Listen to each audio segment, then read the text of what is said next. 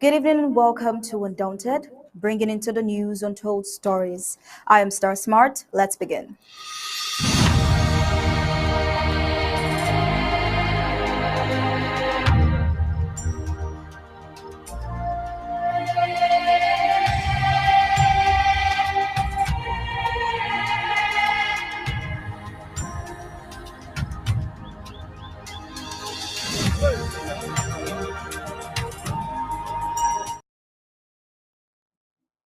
Insecurity is indeed on the rise as a result of the ongoing war in southern Cameroon's Amazonia, and something has to be done to remedy the situation, but not certainly from La Republic du Cameroon agents who are the reason behind the insecurity.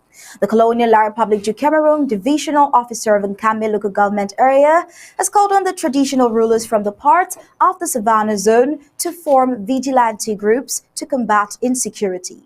But then, who are the instigators of these insecurities? We'll get more clues in the course of Undaunted tonight. But another interesting question on international levels as concerns Amazonia is, how did more than 600 Cameroonians, British Southern Cameroons and the French Cameroons inclusive, especially victims of the ongoing genocide in the BSC Amazonia, come to find themselves stranded on a Caribbean island, an island that many of them have not even heard of before? For peculiar reasons tonight, to expatiate more on this, we'll be having the State of the Liberation Movement with Secretary Dr. ELAD KISITO, Secretary of State for Foreign Affairs. And his title for tonight is Everything You Need to Know About Diplomacy Vis-a-Vis the Amazonian War of Independence, Involvement with the HD, the Cho Ayaba and Akwanga ploy, and the way forward. I know you can wait, and so we'll dive into the prime headlines.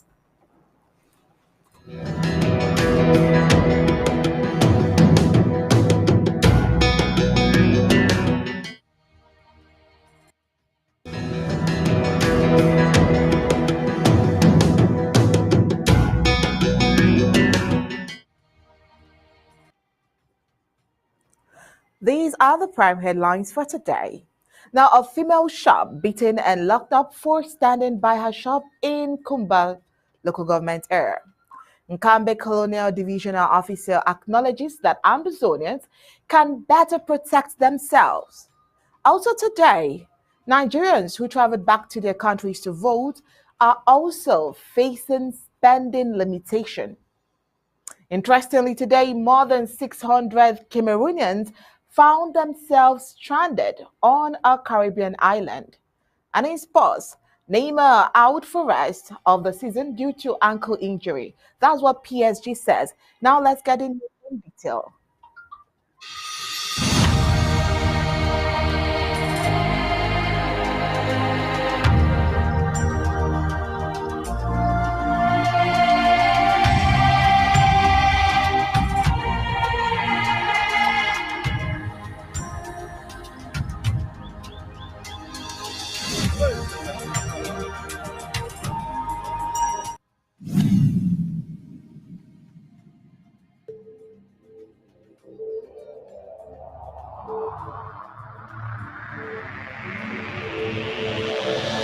The media greatly influences society.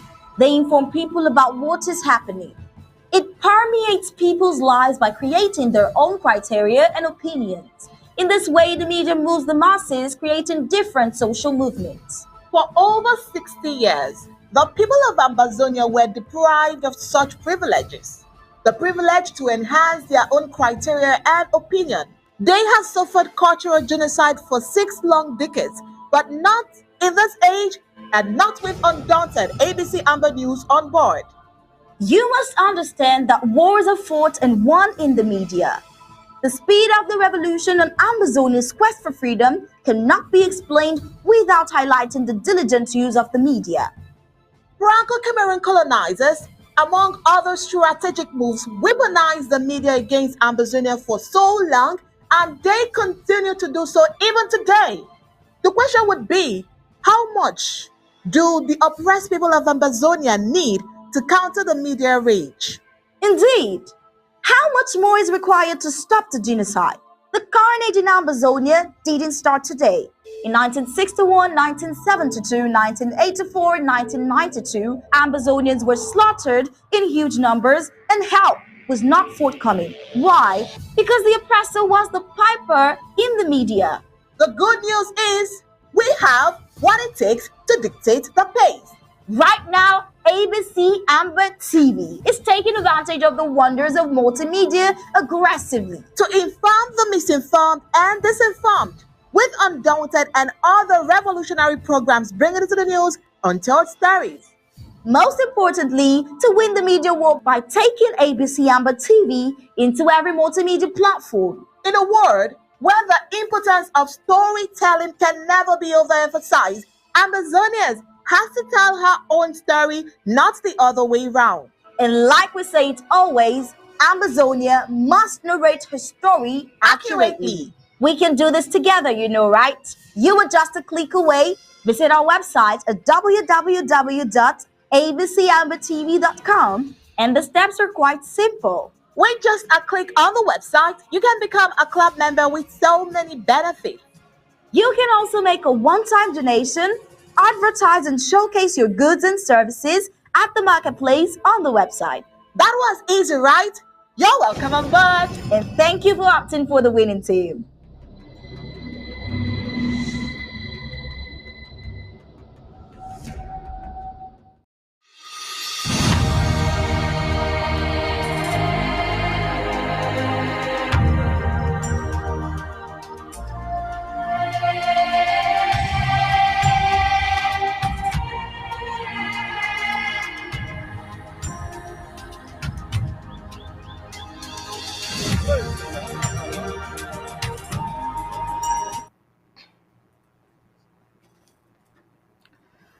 The hike of human rights abuse going on in Ambazonia is compared to no one else. Now, the Colonial Republic authorities in Ambazonia now do what they want to do to the people of Southern Cameroons without blinking. They molest, kidnap, and even incarcerate the innocent population of Ambazonia at will. The Colonial Republic de Cameroon auxiliary to Kumba local government area has not only abused a married woman by beating her in her shop, but they also dragged her to the police cell. This is totally unacceptable and should be condemned. All these to the colonialists because they, in their myopic minds, they actually think that Ambazonians are lesser humans. They forget to know that Southern Cameroon's Ambazonia would have been more advanced in terms of development if not for the unholy union with La Republique du Cameroon. Well, on that sad note, we'll begin briefings of Undaunted tonight. I am Unyi Obala. How are you doing, sir? Oh, very well, Onyi. Good evening, Ambazonians. The Colonial Divisional Officer of Kumba 2 local government area in and outing sealing business places got a female shop owner well bitten. Undaunted gathered that this lady is the wife of one Mr. Michael, a shop owner. On Thursday, March 2nd, 2023, this colonial administrator, heavily guarded by the so-called forces of law and order, after sealing other shops, came to Michael's shop, and the only person to attend to them was his wife. During the exchange, Michael's wife removed her mobile phone to call her husband, who was not around at the moment.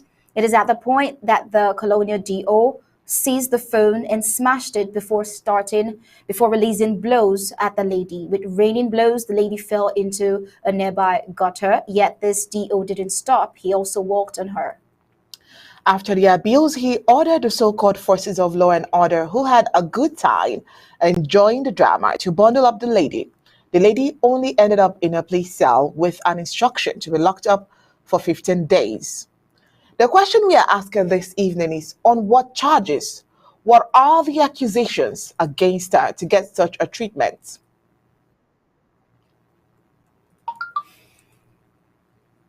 Well, on to our next report. The insecurity is indeed on the rise as a result of the ongoing war in southern Cameroon's Amazonia, and something has to be done to remedy the situation. But not certainly from La Republique du Cameroon agents who are the reason behind most of the insecurity. The colonial La Republique du Cameroon's divisional officer of Nkambe local government area has called on the traditional rulers from that part of the Savannah zone to form a land group to combat insecurity. But the question is, who are the perpetrators of this insecurity? The insecurity that Beers had the people to stand up. It seems to be a strategy to bring youths together and tag them as restoration fighters only to slaughter them. Insecurity and other threats in most villages in Kambe, Dunga, Manchu County of the Savannah Zone of Amazonia are reported to be on the rise. The most recent was the gruesome killing of a teacher of the government school in Jab after the 11th February 2023 celebrations. It is in this light that the Colonial Divisional Officer DO for Nkambe, Ngida Lawrence Che, pretentiously organized administrative coordination and security meeting on the 5th day of March in the name of tackling some of the issues plaguing the locality. Well, the meeting was attended by La Republique du Cameroon Defense and Security Forces, colonial administrative authorities, religious and traditional rulers, and civil society organizations. According to the DO, apart from the security threat, cattle theft, robbery, and threatening messages have been coming in from the restoration fighters of recently, and the necessity to reinforce vigilance in all the 17 villages making up the Nkambe local government area. The outing of the Colonial Divisional Officer evident to the fact that the people of Southern Cameroon's Amazonia have lost hope in the Colonial La Republique du Cameroon security forces, who instead inflict a lot of suffering on the people. They loot shops, burn houses and businesses, and also abuse young and old sexually. The so-called security groups he's asking their traditional rulers to create are the same protection that the Ambazonian Restoration Forces are determined to give the people. But first, they have to kick the thugs of La Republique du Cameroon out of the place. The traditional rulers, who have been reduced by the Yaoundé system as auxiliaries to the administration, promised to support the project, an acceptance they pushed out to stay alive. Now on to our next report, La Republique du Cameroon's membership in the Commonwealth. The theme for the Commonwealth Day for 2023 is Forging a Sustainable and Peaceful Common Future. The theme pushes every rightful thinking Southern Cameroon's Amazonian, whose presence is in a faulty union, brought oppressive La Republique du Cameroon into the membership of what initially supposed to be a gentleman's association, the Commonwealth of Nations. La Republique du Cameroon came in like wolves in sheepskin only to expose their crafty, all-absorbing nature, which is completely at variance with gentlemanness. With half-baked language, or probably no English culture at all, La Republique du Cameroon and its denizens grabbed and continue to grab every lucrative diplomatic mission in the Anglo-Saxon tradition for themselves and their children, all scholarships for themselves and their children as well. Well, today La Republique has its own son, Felix Mbayu, who goes around as minister delegate at the La Republique du Cameroon's External Relations Ministry in charge of the Commonwealth, lying to the entire world and whoever cares to listen that all is well. He was seen at the Grand National Dialogue, which was nothing less than a monologue or a CPDM come together. He and others parade the streets with slogans like Vivre Ensemble, special status and one Cameroon. He and other Yaoundé colonial regime advised the junta to reject the internationally welcomed Swiss-led process to end the conflict and opted for the Canada charade just to keep playing for time while Amazonians are killed by the barbaric La République du Cameroun military. The Colonial La République du Cameroun Minister Felix Mbaye presided at the flag hoisting ceremony in the Colonial La République du Cameroun's capital, Yaoundé, on March 6, 2023. Ahead of the commemoration of this year's edition of the Commonwealth Day, billed for March 13, 2023 by the Act alone, Genocidio La République du Cameroun officially launched week-long activities in the presence of other government officials and high commissioners and consuls of Commonwealth members countries who have equally been silent, watching Southern Cameroonians being massacred on a daily basis by Creole occupier nation La République du Cameroun, which from every tenet should have nothing to do with the Commonwealth. The question is, should oppressive La République du Cameroun continue celebrating the Commonwealth Day? Well, should they have any business with the Commonwealth at all? Well, how can we forge a sustainable and peaceful common future as the team is when everybody, including Commonwealth members, countries, neglect an armed conflict, a genocide that has killed over 40,000 Amazonians, and turn to support Ukraine as if black blood doesn't matter? The Southern Cameroon's Amazonia need justice and the respect of the United Nations General Assembly Resolution 1608 XV. As it is said, there is no peace without justice.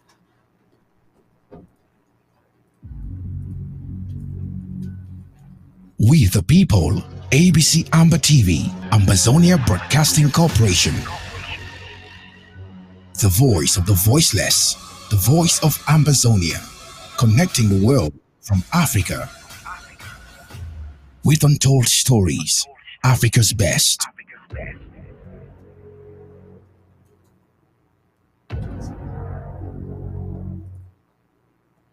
All right, for a while now, we've brought you stories on other African leaders repatriating their citizens back home. But that's not the story for Cameroonians. Well, Undaunted gathered that more than 600 Cameroonians found themselves stranded on a Caribbean island. The terrible part of this report is that many of them had never heard of or what that island is all about. Now, the story says that a boy named Daniel is fighting to hold back the tears as he recounts the day his two younger brothers were shot dead by militia during a trip to the market in his native Cameroon. Of course, that's La République du Cameroon. They are among the more than 6,000 people to have been killed amid a bitter, senseless war that has been raging for 6 years in the Central African country. While hundreds of thousands more have been forced from their homes since violence broke out in 2017 between security forces and Anglophone fighters who say they face discrimination in the majority French-speaking Cameroon. He was hoping to reach the United States, which last June offered temporary protected status to Cameroonians already in the country and where he had planned to flee under the radar. And neither is Daniel, whose name has been changed to protect his identity alone. He is one of more than 600 desperate Cameroonian migrants to have instead found himself stranded on the tiny island of 94,000 people in the Eastern Caribbean via what appears to have been an unscrupulous people smuggling operation. Well, some forked out as much as 6,000, that is 6,000 US dollars, that is about 5,000 pounds, on charter flights marketed on social media by bogus store companies pledging to organize immigration logistics as part of the package. Most of those who have unwittingly ended up in Antigua, an island some of them said they have never heard of before, say they had only expected to stay for a few days before being taken to South America, from where they had planned to make their way north to the US. But when the transport failed to materialize, they were stuck in Antigua with no money left to fund their onward journey. Well, the fiasco erupted in the wake of attempts by the government of Antigua and Barbados to establish a direct air route between the Twin Isles nation and Central Africa.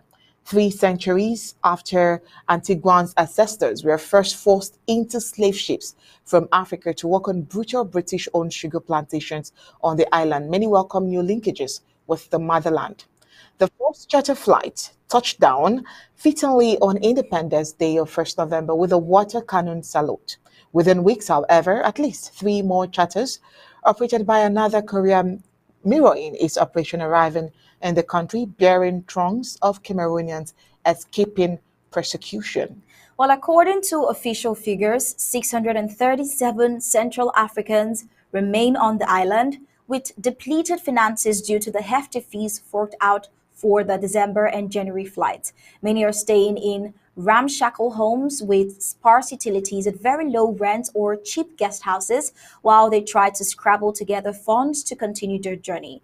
It has created a complicated situation for Antigua and Barbuda, which is more used to welcoming tourists and refugees. Now, what most residents are united on is sympathy. The question is, to what extent will the situation or should the situation impact the local landscape with its limited resources or less? Now, the government needs to resolve this matter, both for the poor people of Cameroon, La Republic de Cameroon, and for the poor people of Antigua. Aviation entrepreneur Makadei Mikel tells the press. Opening up the mid-Atlantic as a migrant route could ruin tourism in the Caribbean, he says. He also said that the government previously declared its intention to repatriate the refugees. It has since announced a U-turn on humanitarian grounds. While Information Minister Melford Nicholas said a skills audit will be carried out on the migrants to determine the benefits of allowing them to stay. As the economy continues to expand, he says we're going to need additional skills. He told a press conference, he says, we will give them accommodation and find a way to give them legal status here. He added that the government hoped islanders would embrace and have an open heart to the Africans.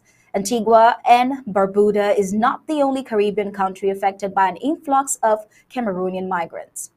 Well, a few hundred miles away in Trinidad, 5 Cameroonians awaiting repatriation were granted an 11th-hour court injunction on the 16th day of February, preventing the move after intervention by the UN Refugee Agency, UNHCR. Precisely how they reached Trinidad remains unclear, but they shared similar stories of arbitrary arrest, torture, and death threats in their homeland. Now, what started, as we all know, as a peaceful protest in October 2016 by professional teachers protesting about discrimination against the southern Cameroon's Ambazonians escalated into a bloody conflict when La Republic de Cameroon military forces cracked down on them. Well, right now there are several armed separatist groups across southern Cameroon's Amazonia and even French Cameroon, burning down entire villages and targeting institutions that represent the state, including schools and hospitals, Amnesty International researcher Fabian Offner says. Well, it's definitely one of the worst human rights situations. Everyone is running for their lives. He concurs that those who are very poor don't know where to go. They don't have money to fly out. If some of these children could run to Antigua, they would. Well, onto the foreign scene. In West Africa, Nigerians who traveled back to the country for the general elections have been restricted in their spending as a result of the cash scarcity. Typically, inbound travelers change their foreign currencies to naira at the bureau de change outlets, at the airports or the black market, but the scarcity of banknotes prevented a lot of them from doing so. Aside from patronizing point of sales agents in the country who now charge extremely higher fees, there are hardly any other outlets to get cash from except banks who give very minuscule amount of money to its customers, or some who are accused of still hoarding it do not give to its users at all. And it has made it worse for those coming back into the country from abroad to spend.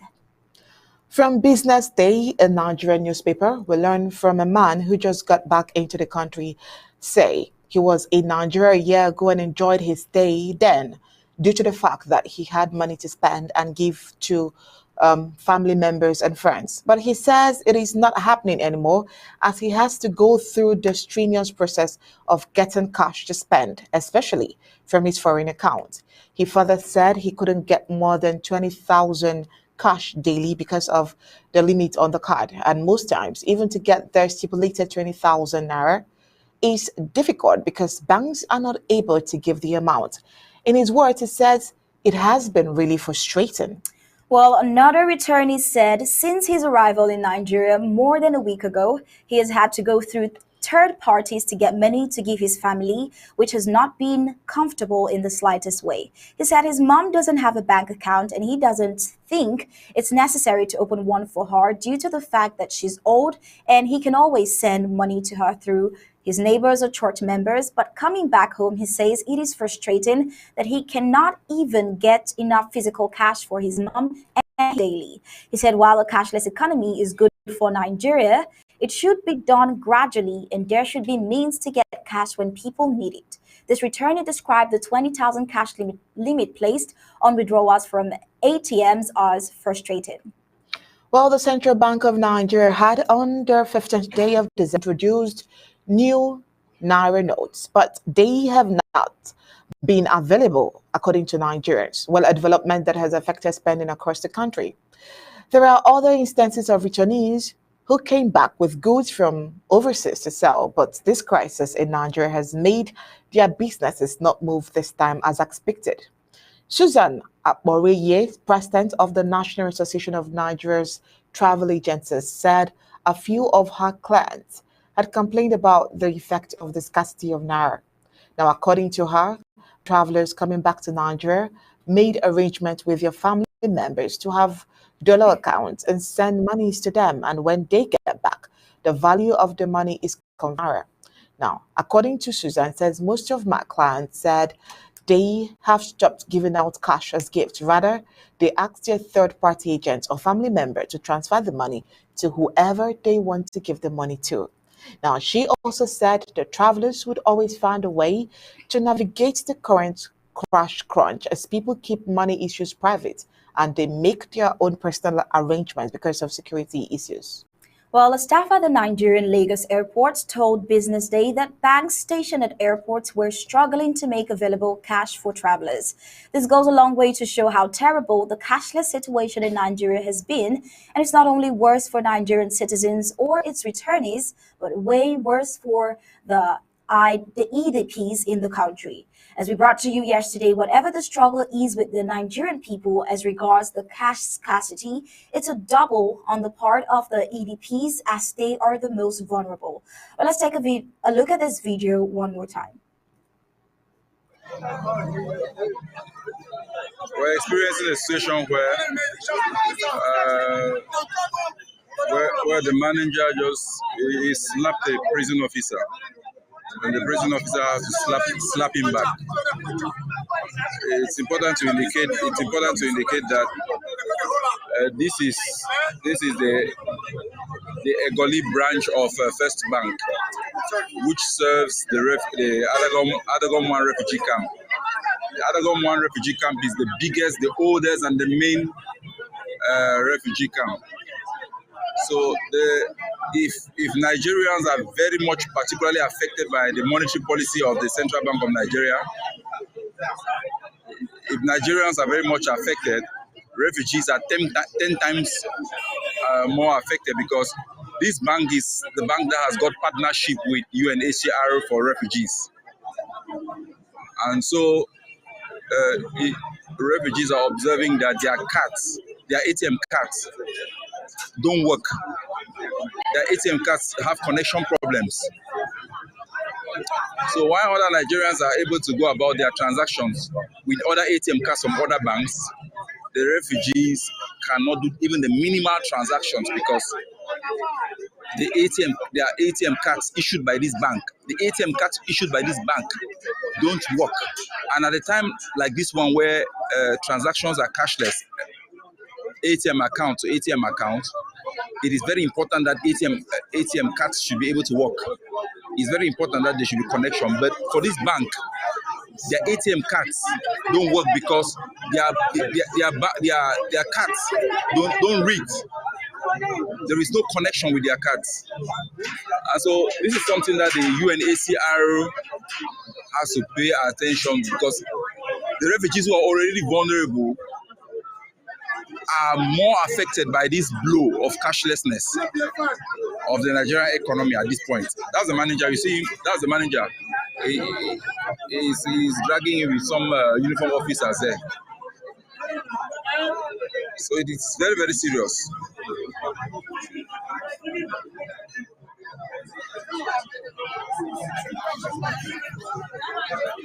It is reported that he slapped it's reported that he slapped a prison officer and the officer slapped him back. That is what we heard from one officer.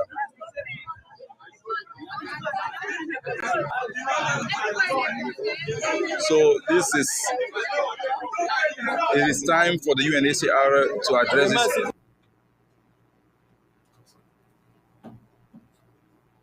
Now let's have sports.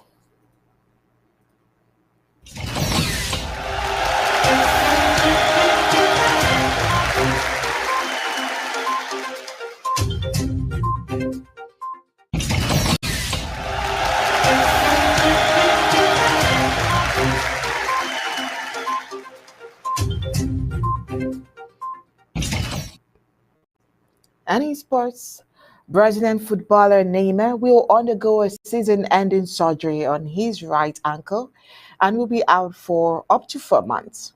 Well, French club Paris Saint-Germain PSG said so.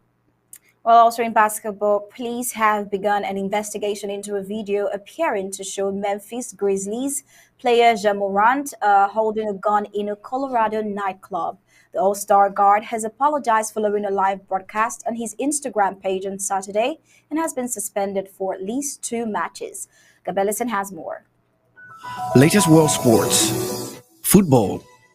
Neymar out for rest of the season due to ankle injury, PSG says. Footballer Neymar will undergo a season-ending surgery on his right ankle and will be out for up to 4 months, French club Paris Saint-Germain PSG says. Neymar will miss the club's Champions League match at Bayern Munich on Wednesday and will be operated on in the coming days at a hospital in Doha, Qatar, PSG said on Monday. Neymar Jr. has presented several episodes of instability of the right ankle in recent years, PSG said in a statement. Following his last sprain on February 20th, the Paris Saint-Germain medical staff recommended a ligament repair operation to avoid a major risk of recurrence, the club said. All the experts consulted have confirmed this necessity. The 31-year-old forward, who has 13 goals and 11 assists in Ligue 1 this season, picked up his latest injury last month in a 4-3 win over Lille. He also injured his right ankle in Brazil's opening match at last year's World Cup in Qatar, but he was able to return later in the tournament. Neymar has not played with PSG since he was stretchered off the field against Lille, but his absence has coincided with the team's resurgence as Kylian Mbappe and Lionel Messi raised their level in recent weeks. PSG trailed Bayern 1-0 ahead of the second leg in the round of 16 of the Champions League. It's not the first time the Brazilian forward has missed important games with PSG.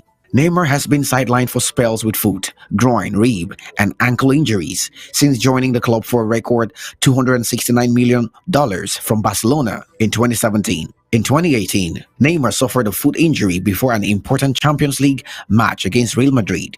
PSG were eliminated by the Spanish club in the last 16. A year later, he missed the last 16 against Manchester United. Neymar was injured again in 2021, this time in his left adductor, and was out when PSG faced Barcelona.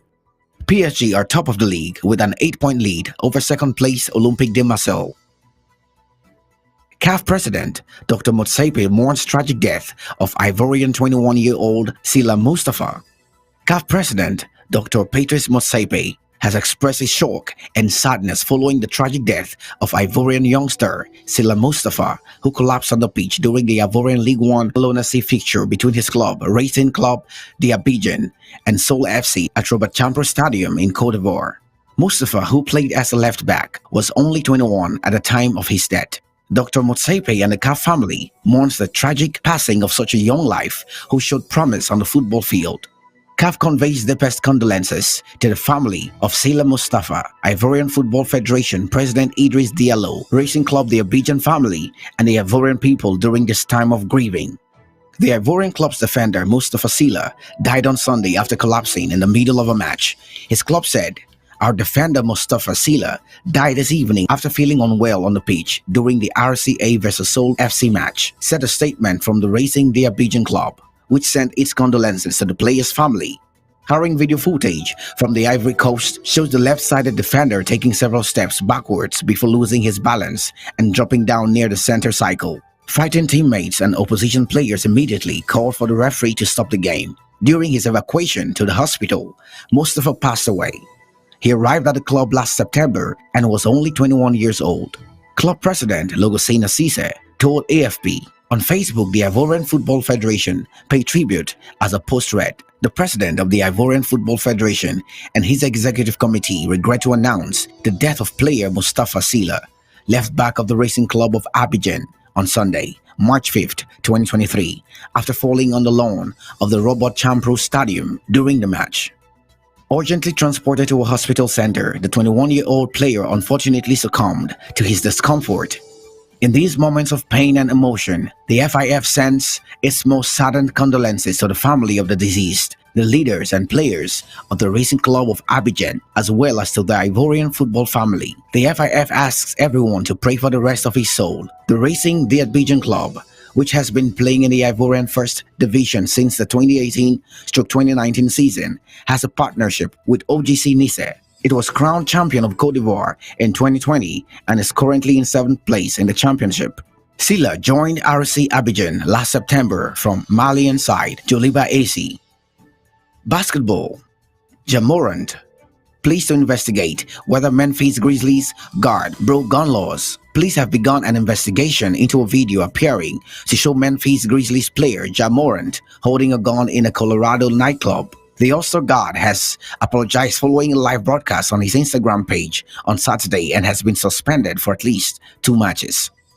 Local police are now investigating whether the 23-year-old broke gun laws. They confirmed the incident occurred in Glendale, near Denver, and are investigating the matter. It is legal to carry a gun in Colorado, with some exceptions, including possession while under the influence of alcohol. The incident occurred hours after the Grizzlies lost 113-97 to the Denver Nuggets. Afterwards, Morant said he took full responsibility, adding that he will get help. The NBA is investigating. Morant is averaging 27.1 points and 8.2 assists per game this season and made his second consecutive All-Star game appearance last month. In Morant's absence, the Grizzlies, currently second in the Western Conference, lost to the Los Angeles Clippers on Sunday. Gab Ellison reporting for Undaunted, ABC Amber News.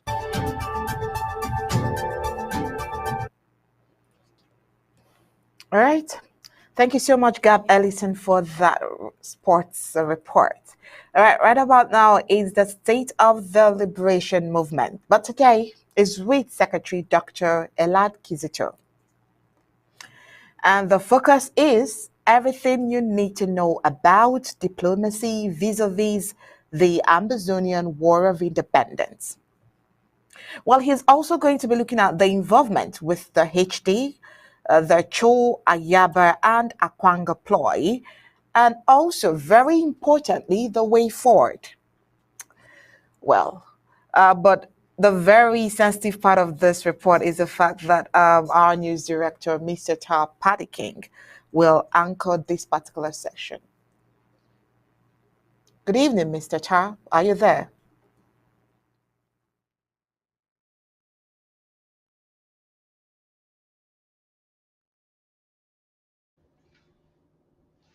Good evening, Onye. Good evening. And rightfully, you have mentioned that we will be tackling this important part of our report this evening, which is the Department of Foreign Affairs coming out to clarify issues of major concern.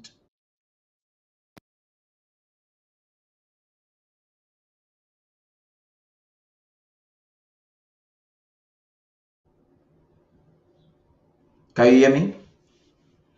Okay, we are going to be talking on the issues like you saw us captioned earlier on. It's on diplomacy, which has been a major concern to the peoples of Amazonia. A lot of things have happened. Canada with the CDN2, and the Department of Foreign Affairs, whom we believe has the mandate to take responsibility, has literally been quiet for quite a while. We hope today to get all answers, and the man in charge wants to do that one shot. He says all you need to know about diplomacy vis-a-vis the Amazonian War of Independence. That's quite remarkable. All there is no doubt that the public, I'm talking about the Amazonian public, feedback from the public when it comes to diplomacy has not been very satisfactory. That is not in any way to suggest that those who are in charge are not doing what they are supposed to do. We're hoping that after tonight's discussion, some clarifications will be made, a way forward. Amazonians would be much more satisfied as to the way forward and what is being done on their behalf. I will not waste your time. I have the Secretary of State, Dr. ELAD KISITO, here with me, the Secretary of State for Foreign Affairs, who will be talking to us mostly this evening. Good evening, Dr. ELAD. You're welcome. Good evening, Mr. Director. I hope you can hear me. Yes, your volume is loud and clear. You have, I don't even know where to start by asking the questions. It's been a while you have not been available to update the public on what your department and the interim government in alliance with Team Amazonia are doing to make or to promote our cause. There's been a lot that has been under the bridge. So much is happening in the diplomatic scene. We've seen those whom Amazonians call contractors proactively making actions. And Amazonians are worried. Are they just impostors? Are they doing it for common good? Are they doing it for self-interest? That notwithstanding, what is the interim government doing under your jurisdiction? Why should we continue to hope that something is being done and that diplomacy is not made public? Why is the interim government not taking also public initiatives that could inspire their own people? All of that are questions we'll be tackling. But before we do that, I'd like you to just freely talk to us, freestyle. Tell us what is happening. I guess from there I'll have the orientation to possibly cue in and ask relative questions as per what the people want. Talk to us, please. Thank you, Director Paddy Ta. In fact, it's a pleasure always being on ABC. Pleased to, when you're on ABC, you're with the Amazonians. So it's always a pleasure. And one who send a very, very warm salutation to home front, especially to our women who are going to be celebrating the Women's Day tomorrow, all the Amazonia women, and women all over the world. Happy Women's Day in advance to you all, and I want to give also a very warm salute to all our forces who have been doing all to their best in keeping our territory safe, defending our territory under all the auspices of betrayal, sellouts, call it whatever that is going on. Without much ado, I want to come to the point of diplomacy. And as you rightly said, Amazonians are absolutely not well fed or less fed with information on diplomacy, what this interim government is doing. And that is really the unfortunate thing. And I've had this discussion with the president, which I said to the president, you know, our people need to know what we are doing because we are doing a lot. I mean, we're doing a lot that is really unbelievable, the speed we are on the track this time. But with this idea, the ideology that diplomacy is silent, it's difficult to really come out, as we have to know. And I want to plead to the Amazonian people that we are working hard to get recognition from other member countries. And if you are in a diplomatic discussion, in a diplomatic move with a specific country or international community or some other citizens of the world, and they tell you they won't want this discussion to go on social media, on TV, on all that, and you go do it, what is the next step? They're going to pull back. But at least nowadays, I don't buy a lot of that.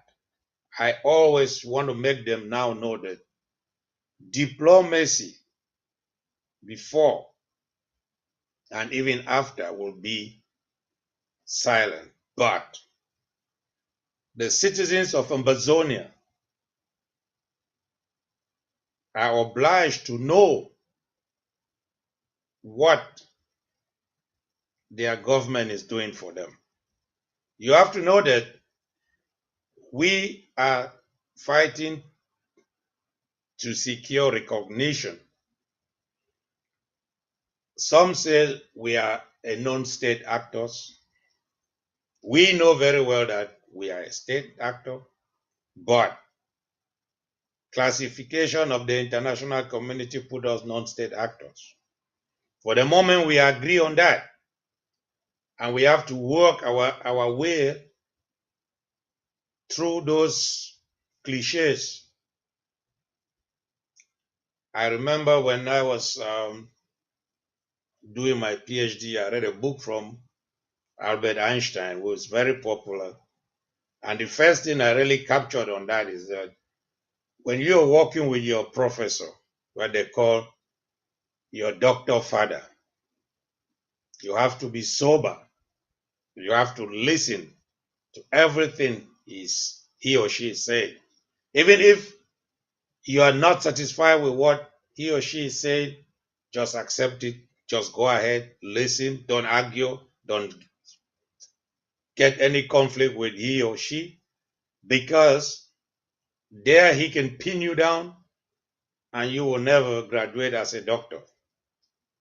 But insofar you listen and take what he or she is saying, you will come a level where you will defend your thesis, you will get the academic grade, you are a doctor, you will be writing your own books, and you can now, he or she can do nothing now to stop you. You're already a doctor. So now we are on that track, Amazonians, we are on that track, listening to those who don't want us to come out and say, we are discussing this issue with you people, we are on the track, we are talking with some other people to see how you people, when we recognize you people, you're going to get the backup from the other countries. But please don't bring it out. Don't do that. Don't do this. We will not call your names. We will not call their countries. But I want to make Ambazonians to know why we were so quiet, no matter the charade that was going on in Canada, is because we are in a deep, deep diplomatic mission now. And it is the time that Ambazonians have to support this interim government. It's the time that we have to stand together and make sure all what people are trying, have been doing in order to destroy the movement, to destroy the revolution, will not work. So that is what I want to make Ambazonians to know. We have been traveling and meeting people. People have been having a lot of meetings with us from all type of organizations. And we know those people who are really bent to see that all the effort that this interim government is doing should be encountered and brought down in order that we stay one Cameroon. But this interim government, our leader, President Sako. Yeah, Dr. Elad, before we continue, do you want to move a little bit towards your right hand? Your right hand, so you're more, yes, move a little bit more, adjust it again. Perfect. So that you are better. No, do it again towards your right hand a little bit more. You're no, Better? again.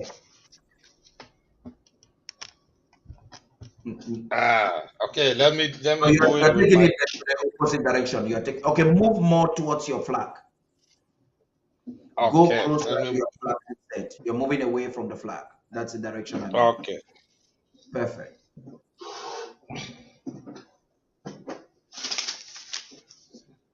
How is it now? No, Still? you're no, go towards your flag. Okay. You do not even need to move your chair. You just needed to have adjusted your camera a little bit.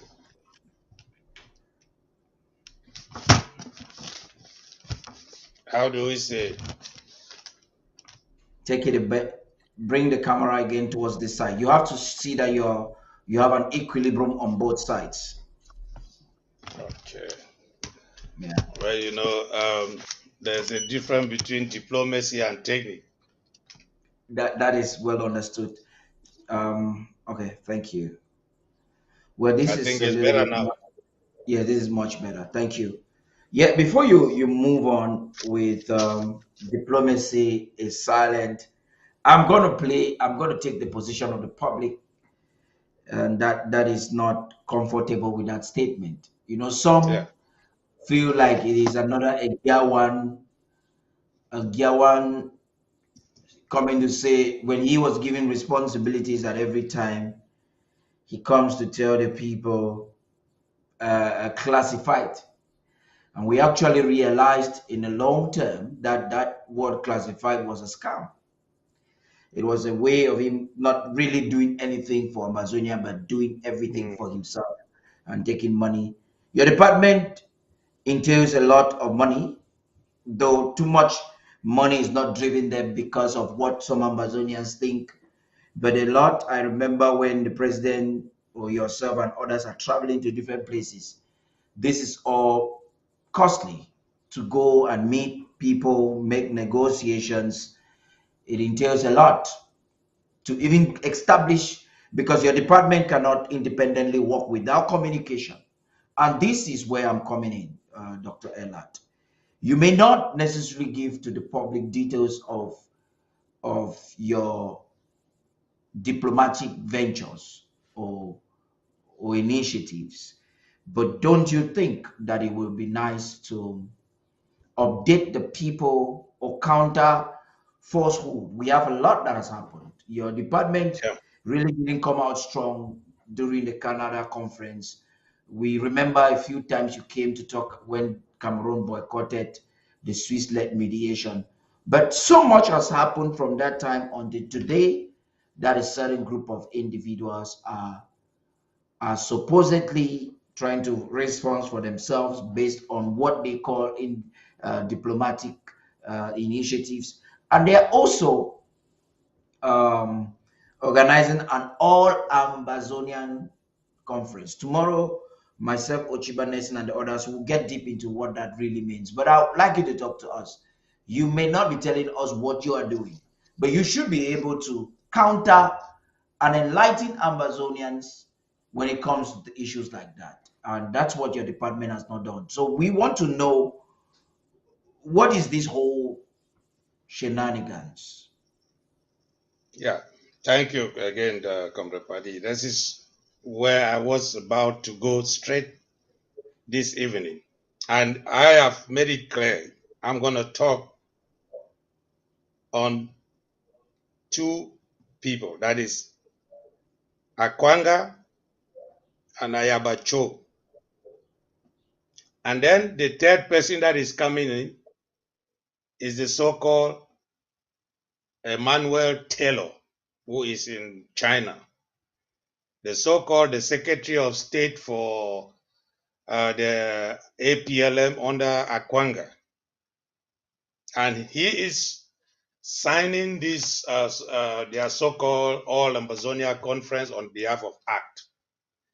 And I want to make the Amazonia people to know that this scammer has forced his way with the help of the HD. And when I'm talking about HD, I'm talking with all confidence in the sense that I began this journey from the first day with the HD till today that I'm talking to you people. And some of us have proven and told the HD face front their mission. They came in under the Swiss as facilitators. What is facilitator? Which means they are going to help us. When I mean us, Amazonia and La République du Cameroon, in order to facilitate in bringing us to the point of mediating, which is very important because there are experts in all fields. So that was the job of HD as a facilitator. That was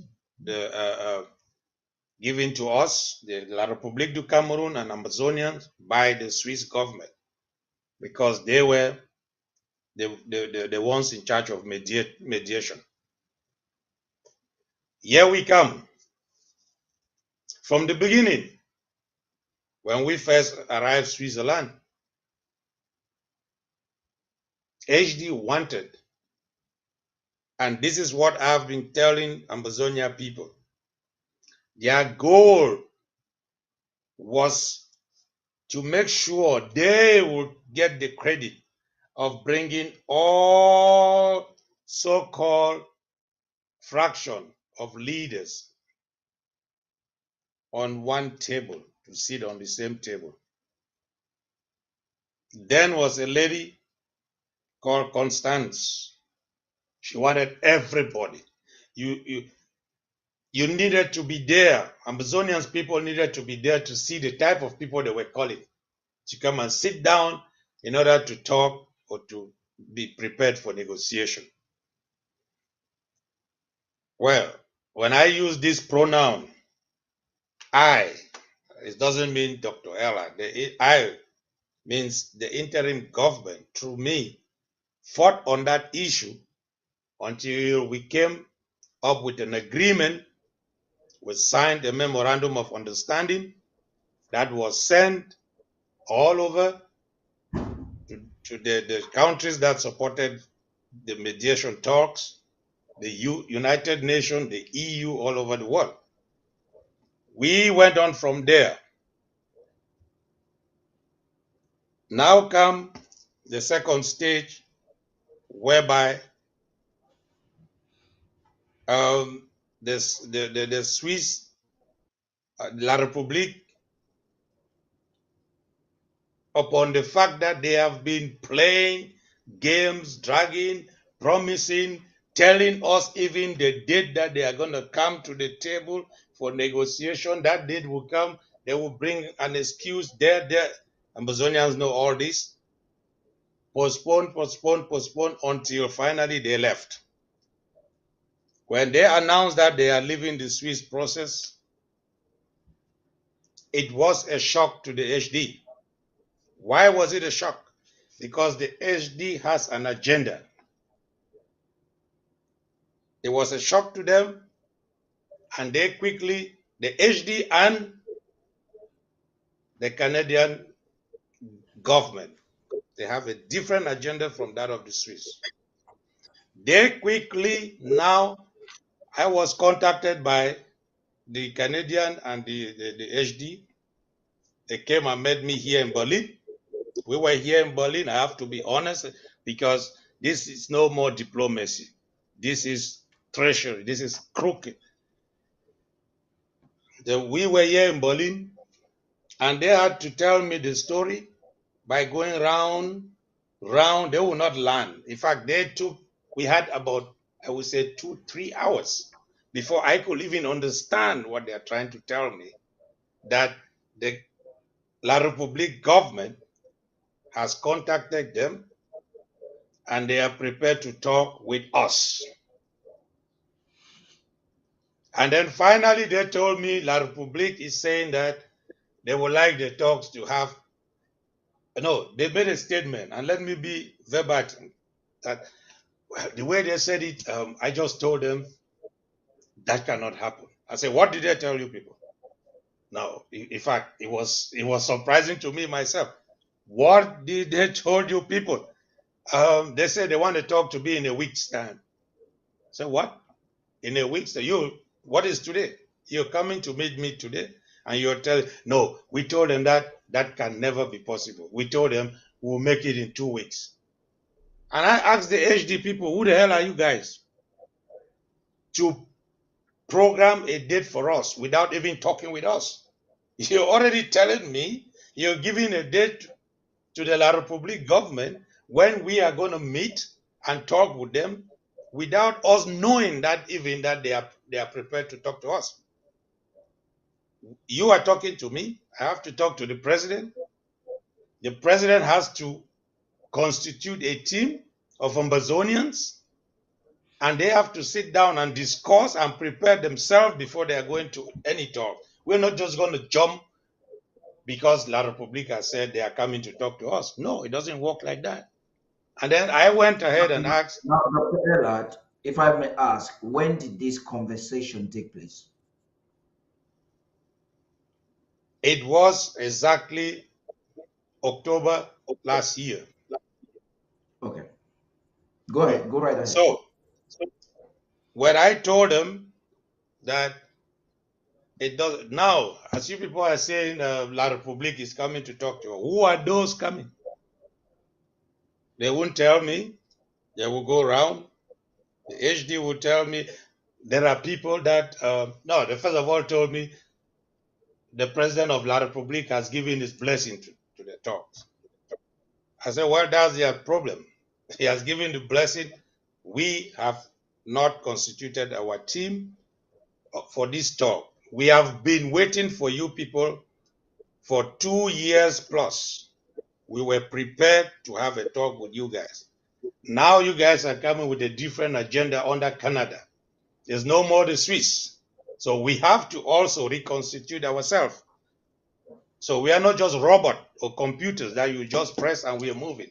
And secondly, La Republique has absolutely no right to just sit down and put a date that they want to talk to us. And we will be running to talk to them, which means they still see us as part of them or their own. So they can just say whatever and we do it. I told them, no, it's not going to work. And I asked them, who are those to be on that table talking to us? They said, people that both sides would accept them. I said, who are those people both sides will accept them? Is it their prime minister? Say no. Who is that? Ngole Ngole? No. Atanganji? No. I was calling names of the La Republique people. No, no, no, no. This some credible people, they don't want to tell me the names. I said, first of all, you guys you want to claim you're in charge of mediation. You are talking to a mediator. I studied as a mediator and I know mediation. And I was talking to Oban, who is in charge of the facilitation, and I told him, you know, countries that have been war-torn countries, Ukraine, Chechnya, Somalia, Sri Lanka. I was telling him, he said, yeah, I know. And then you are coming to tell me a story as if you're talking to a lay person who knows nothing about mediation. I am supposed to prepare a mediation brief, which it is going to be exchanged. Our brief is going to go to you, theirs come to us. We're going to know those who are going to sit on that table, and we know how capable they are to discuss on issues, and we know who we are going to send to. You don't just come and talk to me like this. I said, no, the people, you will see them, you will endorse them, you will like them. And I said, well, as you know, I am sitting here, I'm talking as the Secretary of State for Foreign Affairs. And we have institutions in the interim government. We don't just do things like that. I have to pass the message to the president, who will go to the decision making board. They will sit down and decide on issues before we take on things. We are not just one man show. I told him, you Oban, I know you're too used to Akwanga and Choayaba. They are the one man show business guys. They decide on everything. So they don't need to talk to anybody. If you talk directly to Ayabacho, he says yes is yes. Nobody stopped him. Akwanga says that because they have no group. And I asked him, and you know, I say, you Oban, you know very well. I'm calling his name here, and he can come out and say, no, it's not true. Because I'm going to talk things here today that I want those people who I'm going to call their names to go out and say, no, what Dr. Ella said on ABC on the 7th of March is not true. Then let us have a discussion. Yeah. So, Now, Dr. Elad, before you get on calling the names, what I just realized you're saying so far is unveiling the fact that La République du Cameroon has not been willing to have genuine talks. So what was happening in confirmation of the information that has leaked out, I would say clandestinely, because it has not come from an official source like yours, is the fact that they have been cornering people, have actually been cornered, and of they course, get into systems. They know that official things are done officially. And if La République du Cameroon was willing to have genuine talks with Ambazonia, an official document should have been sent to the absolutely. authorities that be. That was not done. So it was a way of cornering you into certain discussions. Exactly. We understand Yerima, Professor Carson, Cho Ayaba Akwanga, they were already with such discussions, purportedly speaking with La République du Cameroon, whereas we Absolutely. know they were not talking to La République du Cameroon. Am I correct with that No, analysis? they were not. And why? How do I know this? Because it's after when we said the interim government is not going to participate in those talks. Look, the next outing I'm coming, I'm going to bring documents so that people should know. I first of all told them, so you guys have already selected your own people who are going to be on that table to talk, right? Before you're coming to talk to us now, you've got your yes, yes, yes from your people, and now you're coming to pretend that you want to get the interim government there seated. Yeah, they try to play those type of games as if you're talking to a young girl you want to be or have friendship with, or we respect you people. You people are the government. We're this and that. They gave us all the big, big names and callings. And I told them, Oban, that does not move me an inch. Because you are telling me in 2 weeks, you don't know who we are going to send if we want to send people to Canada. You don't know who we're going to send. And maybe some people are not even having a passport that they can just move to Canada without visa. You need to go to visa application and all the. Oh no, that's not problem. Um, the Secretary of State for Foreign Affairs in Canada is the one in charge of the preparation of the visa and everything. Anybody who is going from your side, you get the visa in 1 day, 2 days, highest the visa is prepared. I told him, no, that does not still move me, my dear brother. We don't want to participate in a talk that, as you rightly described here, has not been made official, is being going behind the back. He said, this is a type of thing that we cannot just publish it out. If we put it out, some people will come in, do this, do that, do that. Say no. But when I say publish it, make it official, it means an official letter is being sent out to us. And not you coming to talk to me, then me, I talk to the president take it to the decision making board. Like, no, it doesn't work like that. And he said, finally, he said, you guys can just come there and be quiet and you don't say anything. You just be like observers. I said, you know what? This is the second time you guys are holding this type of meeting. Boo Herbert and his gang, they also connived in the USA last year. It was March last year, and they had a meeting. And the special envoy, who was a Swiss mediator, was going to that meeting. And we refused attending that meeting as usual because we know it's rubbish, nonsense. He told us, okay, if we are not going to be there, he's going to have a special meeting, different meeting with the president. And I said, if he is going to that meeting, the president is not going to meet him. And you know what he told me? He said to me, if I don't meet the president, then I'm not going to talk to you guys anymore. Well, I won't tell you what I did to him. I put him on his chair to make him know that he's talking to us have absolutely nothing to do with the struggle of Ambazonia and this interim government. And I want to make this clear to the Ambazonia people who see this, we so-called, as we used to call it, white man, to be like God. Okay? These people are absolutely not qualified. They don't have any level that we Amazonians we are having. But when they come, they are not coming to facilitate or mediate anything. They are coming to tell us their position. And they feel so bad, so wounded when we tell them no.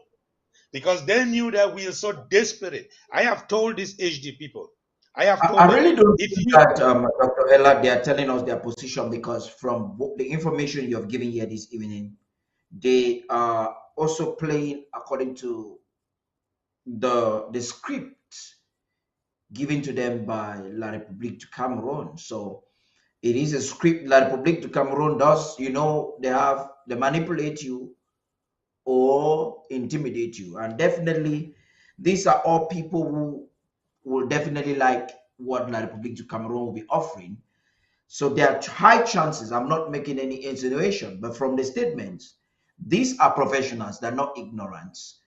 Their attitude is self-explanatory. There is something that is definitely not going right, why they are already taking sides with their before you go pre-preparation. too far, Director Paddy, they are Yes. professional liars, where we call Okay. fake people. So when you put the word professional, you have to really put it in bracket comma, because they are professional liars. They pretend to respect. Now, let me tell you why you said these are scripts already prepared by La République with the help of our own people. And that is where Akwanga comes in now. That is where Akwanga comes in. Last year, for how long you guys never heard that word Akwanga? And if he thinks what I'm saying today on ABC, I am Dr. ELAD. I'm telling you guys that Akwanga and Chris Anu, you remember, brought up that issue, how Akwanga was paid money. Eko met him in Ghana. This is not the first time. The very first time we were in the UK making a mobilization for the Swiss talks that is going to come up. I arranged the first trip for Buebert, Cometa, and the president. They went to Canada. The next one was done together with what we call was a cultural what in the UK, in London. We were there. While Akwanga was in Ghana. I've taken, if I will remember the sum very well, it was almost $12,000. If I am in my right sense, I have to check again, but in between 10, 12,000. He went and took some refugees who were hanging there in Ghana, gave them their uniform to put on. Patrick of HD traveled to Ghana with him, and they went there and displayed their crook game, showed that they are commanders from ground zero that have come to Ghana for training, for meeting under the war of laws, the humanitarian law, all those things.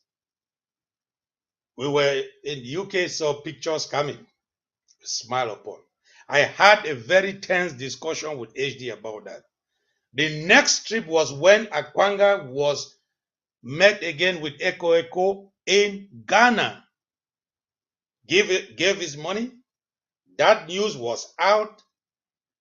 He brought that is nonsense. He thinks he's somebody who is so, I don't know, agitative in life and doing things. Then Anu Chris was the communication secretary. He told President Sako that President Sako has to dismiss Chris Anu before he will have anything to do with ACT. All those type of nonsense. He was leaving. I spoke with Akwanga, and I have him on tape. I spoke with Akwanga, and he told me how the people in the northern Ghana want to give him a chieftaincy or whatever. He was putting on a funny type of cap and then sitting on backside of I don't know this what you call the fireside wall in the house. And you know what? The corona period came with the COVID-19. HD, because they have been working with Echo Echo and Akwanga, they had to take Akwanga out of Ghana. They will book his flight, he will change the date, sit in Ghana, that flight will be cancelled. They spend not less than $7,000 for Akwanga to leave Ghana and come to Swiss. I was supposed to meet, I'm sorry, Abuzonians, for this, the son of a bitch. I was supposed to meet him there in Geneva. He came to Geneva. I was preparing myself to go. I told the HD guys, I told them, look, I travel a lot. And when I think of traveling, I'm sick because I travel a lot. So I know how this guy is. Very arrogant, think he's something that nobody has ever reached. If ask him if he would like to meet with me. I don't want to fly to Geneva and then I will not be able to meet with an Akwanga, who is absolute nobody when this revolution concerns. He is. I made this very statement from the beginning when Ayok Tabe was in the governing council, that the same revolution that I, Dr. ELAD, is fighting is not the same revolution that Cho Ayaba is fighting. Oh, people came up, how can you say such a thing, Comrade Cho Ayaba? Today, Ambazonians are seeing it clean and clear. He is coming here on the 18th. I already know that. They already informed me he's coming to Germany on the 18th in Mulan. They wanted me to come and meet with him. I told them it's impossible. As human being, me and Cho Ayaba, we are humans. But when it comes to this struggle, we are absolutely two different people. We meet nowhere. And you know what? These are the people who have been bought in order to bring us down. Let anybody, if I would like to hear Amazonians on the comment section talking, I have never come on air and tried to defame or tarnish people's character. But because we try to be silent and work with these guys, they took it as an advantage. They think somebody is afraid of them. Because we are living in a country or countries in the West whereby their laws have been put in place and every one of them are secured. Even if he's in this Mulan and I meet him there and I want to attack him, the police will come and they will divide us, take it to court or make a case on that. Yeah. My wish and my prayer is to give President Sako the strength, let him steer this revolution, and let's arrive Boya. I always say in this interim government that the first moment we will reach Boya will be bloody. People like Maduro Tingwa and the rest, they used to call me behind. Why do you say so? I am saying this because where we will be in Boya, these people will know the difference of Western world and when we are at home. Akwanga has been given. Now, before we go to, you've been talking, I want to try to situate us so that Amazonians can get where you're coming from. Let me just put it like this. Yes. Akwanga Ebenezer. Yeah? Yes. Let me give his title. I don't disrespect people. Dr. Akwanga Ebenezer, Dr. Cho Ayaba have been bought out of this revolution. They have been paid money in order to destroy this revolution. And there is a woman in HD called Sarah. Sarah was brought into this revolution in order to, there is women in Colombia. They call the white something women. Is it Cambodia or Colombia? Colombia. They fought for peace. Okay. Yeah. They call them white something women. So this Sarah was taking it in that perspective that when she will come in, she will garner the women and the women will cry out for peace. But they were, when you are a thief, you don't think.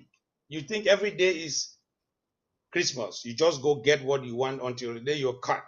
So she never thought when they say peace on whatever, we are the people that we are suffering.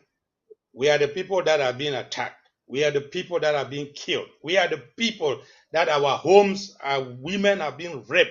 So when she was coming, she thought when she will do that, the women, Amazonia women, will talk to their men and their men will soften themselves. And that's how the revolution is going to down that. There is a woman in HD called Sarah. That is her duty. So you're saying she's an agent who came She is not a for La Republique agent. Do you know that after the first so-called what they had in Dr. Ella, not Canada? cutting you. I want to be sure. So you're saying that La Republique actually, HD initially had a good intention, but has been infiltrated by La Republique to Cameroon. No, I will not say initially had a good intention. No. They came HD, pretentiously to us. They came pretentiously to us with a good intention. And we received them. We are Amazonians. So the spirit behind HD was not good initially. Absolutely not.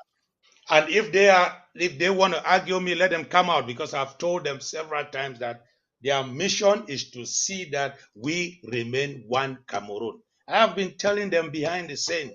I've never come out on TV to say that, but I will say a question that will help you to justify that statement you just made. Yeah, go ahead. But before I do ask that question, I want us to get something very clear. You have said that is more like an affirmation that Ebenezer Akwanga and Cho Ayaba, these two doctors who told us in 2016, 2017 that we are Johnny just comes and that they know the best. They have studied every revolution in the world and they are the master.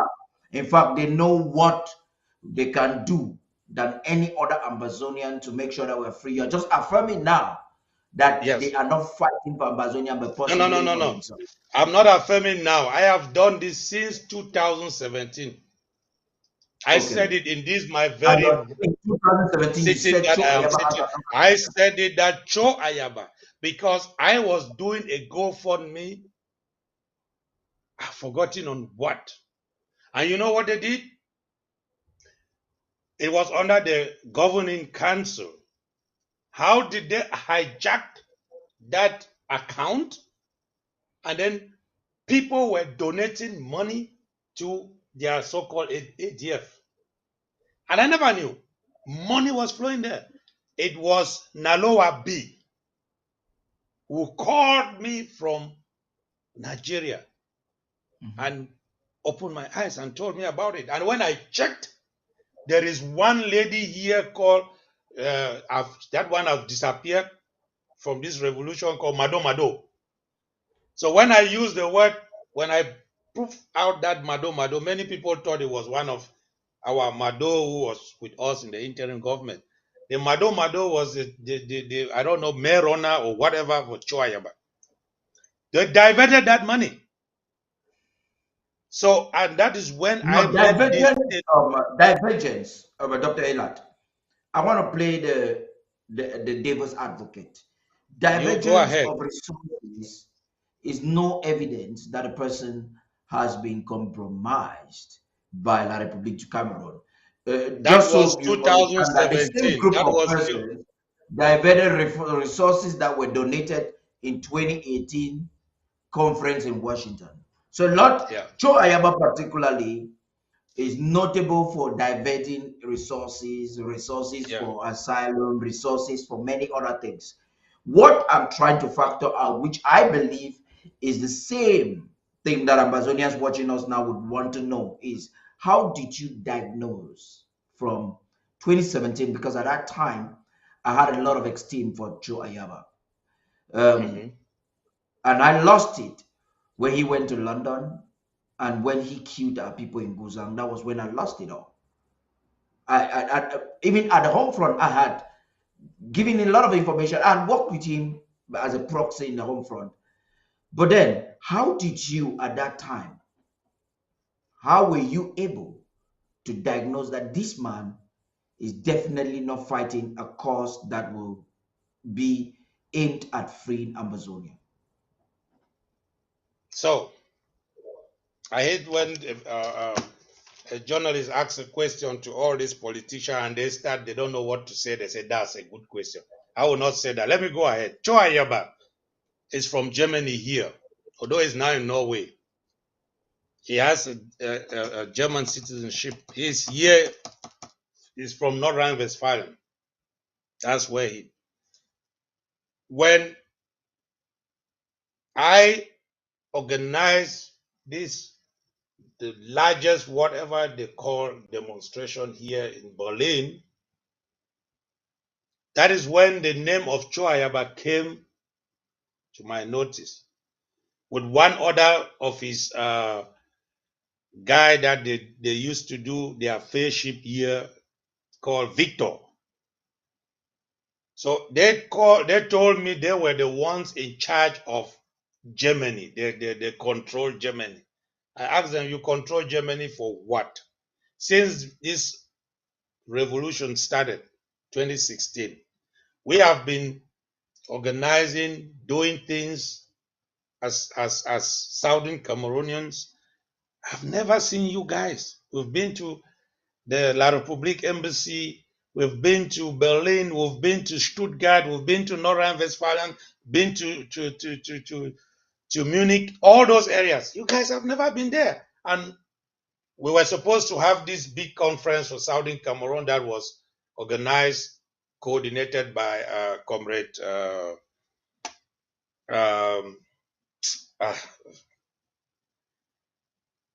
okay, it's not in Belgium. And they came up as the German representation. And I was like, who the hell are you guys? And to be sincere, I've never heard these guys, their name. Nowhere. Before people start telling me about them, about Cho Ayaba, his deal, how he has been signing documents for asylum seeker, the stamp that they gave him, he has taken to Norway. These people were talking, telling me how he has juked them all about with the Amazonia struggle. That was not my concern for before then. I was claiming to be a Cameroonian. Okay? We were there, Cameroonian calling ourselves. So what we were doing before, even this guy, Agbobala, was even involved because he was here also in Germany. I've seen their pictures where they were going round and round talking about Amazonia, but doing their own business behind the scene. Before now, this after that conference in Belgium, Brussels, we came back still reorganizing ourselves. By then, as everybody knows, it was Europe. Europe was the fireside of this revolution. That is when I came to know Chua Yaba, Akwanga, and all the rest. And all what they were concerned is money, money, money. He has been to this particular house that I'm talking now, where I'm seated here with me in Berlin for 3 good days. The Chua Yaba. If you sit near him, you will listen to all best and wonderful strategy for us to come to Buya. But go one side, he goes around for his money. How do I diagnose the issue of him not fighting this particular struggle? Is because he had his tentacles everywhere, put his people everywhere, only to collect money, only money. And you can see him till today. He is bent only to get money. You mentioned the UK stuff. You mentioned the one, the killing in Guzan. You mentioned people have been talking of his kidnapping. Even his mouthpiece in Hong Kong, they always confirm a lot of things that they have been doing.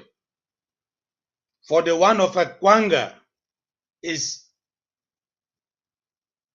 contact person who was with him. He gave us exactly the amount that was given to Akwanga in Ghana to go out of the revolution and find a way how to bring down this struggle, to slow down, not to slow down, I mean just to disrupt the struggle. And they are bent. That is where it comes this Emmanuel Taylor. Emmanuel Taylor, who is in China, the coordinator of all the Fair of Akwanga, call himself the Secretary of State of APLM. Is another person. If you look at this, their nonsense that they say they're going to hold in July, he signed under Act. I don't know who gave him that. You can see here, Ambazonia Coalition Team Act. Dr. Emmanuel Taylor, if anybody can see. Before I came up today, I have been trying to look for his picture. And I'm going to come next time. I will bring the picture of Emmanuel Taylor out for people to see exactly whom I'm talking about. I will bring also the picture of Chaps. There's another one who says he's a lawyer in Canada called Chaps McFarlane. Next time I will bring pictures on these guys, and I tell you people, I tell Amazonia how these people find themselves into Team Act, right? So this is what I want to make Amazonians to know. Why some of us are killing ourselves day in, day out, flying planes from one country to another, struggling to get recognition from countries. I won't tell you guys where I came just last week. Last week on the 2nd of March.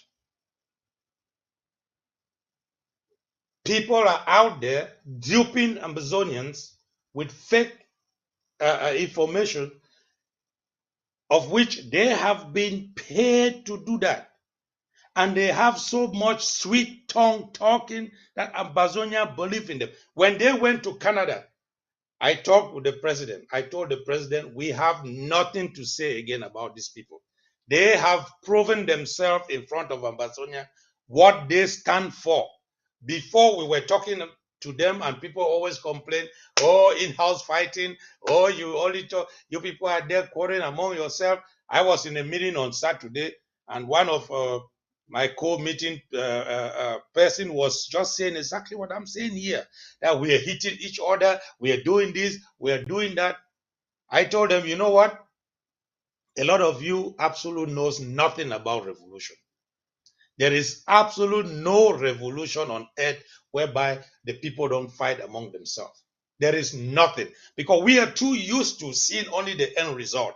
When you see a country has already attained after their revolution, you say, oh, these people, they have reached there. Nobody take the pain to go through the pathway that these countries took: Sri Lanka, Ukraine, Somali, you can name them, Chechnya, all those people to arrive where they are. You just see, it's like today, somebody knows me as a doctor, but nobody knows the pain I took before I arrived at that level. You just say, oh, Dr. ELAD, boom, that title, that big academic grade is there. But how did he come through before reaching there? Nobody cares. And it's the same thing that's going on with this revolution. Amazonians are too keen to get results. They don't care Dr. to Ella, know that a road is you rough. are simply affirming a lot of concerns. You have said I am some not things here. simply affirming, Director Paddy. I am strongly affirming. I Okay, you want are this thing to strongly affirming certain be things good. that Amazonians have heard as a rumor. But this is my concern. You know, like I said, I want to play the devil's advocate so I can help our discussion this evening. Um, the concern Amazonians are having is these people working in contravention of our freedom cause happen to have those who consider the things we say as innuendos. Mhm. I still would like to understand from the point of your discovery until today how that Joe Ayaba, Akwanga are taking steps, precise steps that will definitely not lead us to our expected end. Maybe before you answer that, let me say something. A few Mhm. days ago, I call 5 years in history, it's just a few days ago, Joe Ayaba would deny every opportunity to collaborate with President Sisiko, at the time chairman of the governing council, Mhm. would deny every opportunity provided to him to collaborate with the government of President Sako. And his rhetoric has always been that he is the watchdog and he will not get involved in anything that is not serious. It is a shock that the two Canada conferences he has participated wholeheartedly. The first one, Mhm. Tapang Ivo actually came out and Mhm. protested that if it was Dr. Sako, you would have said this. I'm beginning to think that all of that was just empty words. I want to give you some more grounds to speak. I'm beginning to think that was just maybe some noise, and the really hardliner, the person who is making things difficult for the HDs, La République du Cameroon contractors and proxies is President Sako. And now they're using them to not just infiltrate but dismantle whatever we have in diplomacy and at the home front in defense. Do you want to add into that Yeah. and confirm with specific examples some of the Yeah. things you have observed in the behavior of Yes. Akwanga and Cho and HD that will want us to believe and confirm that these individuals are really not fighting for the struggle? You know, I've told a lot of people that where I am, they should come with me, because I'm not afraid of President Sako. Absolutely. I respect him as the president. Not afraid. These are two things different. People don't understand. That's one. Number two, I always say this is my revolution. He or she who don't want to say this is my revolution, I mean his or her revolution. He used the word our revolution. It's so broad. I say it's mine. Mine means I've given my life above everything. This revolution is for me above everything. Even my, I would say these people will say, Dr. Ella, you're mad. You say, even my family. Yes.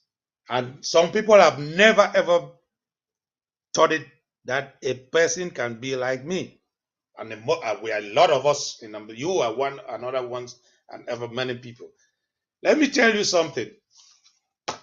If you realize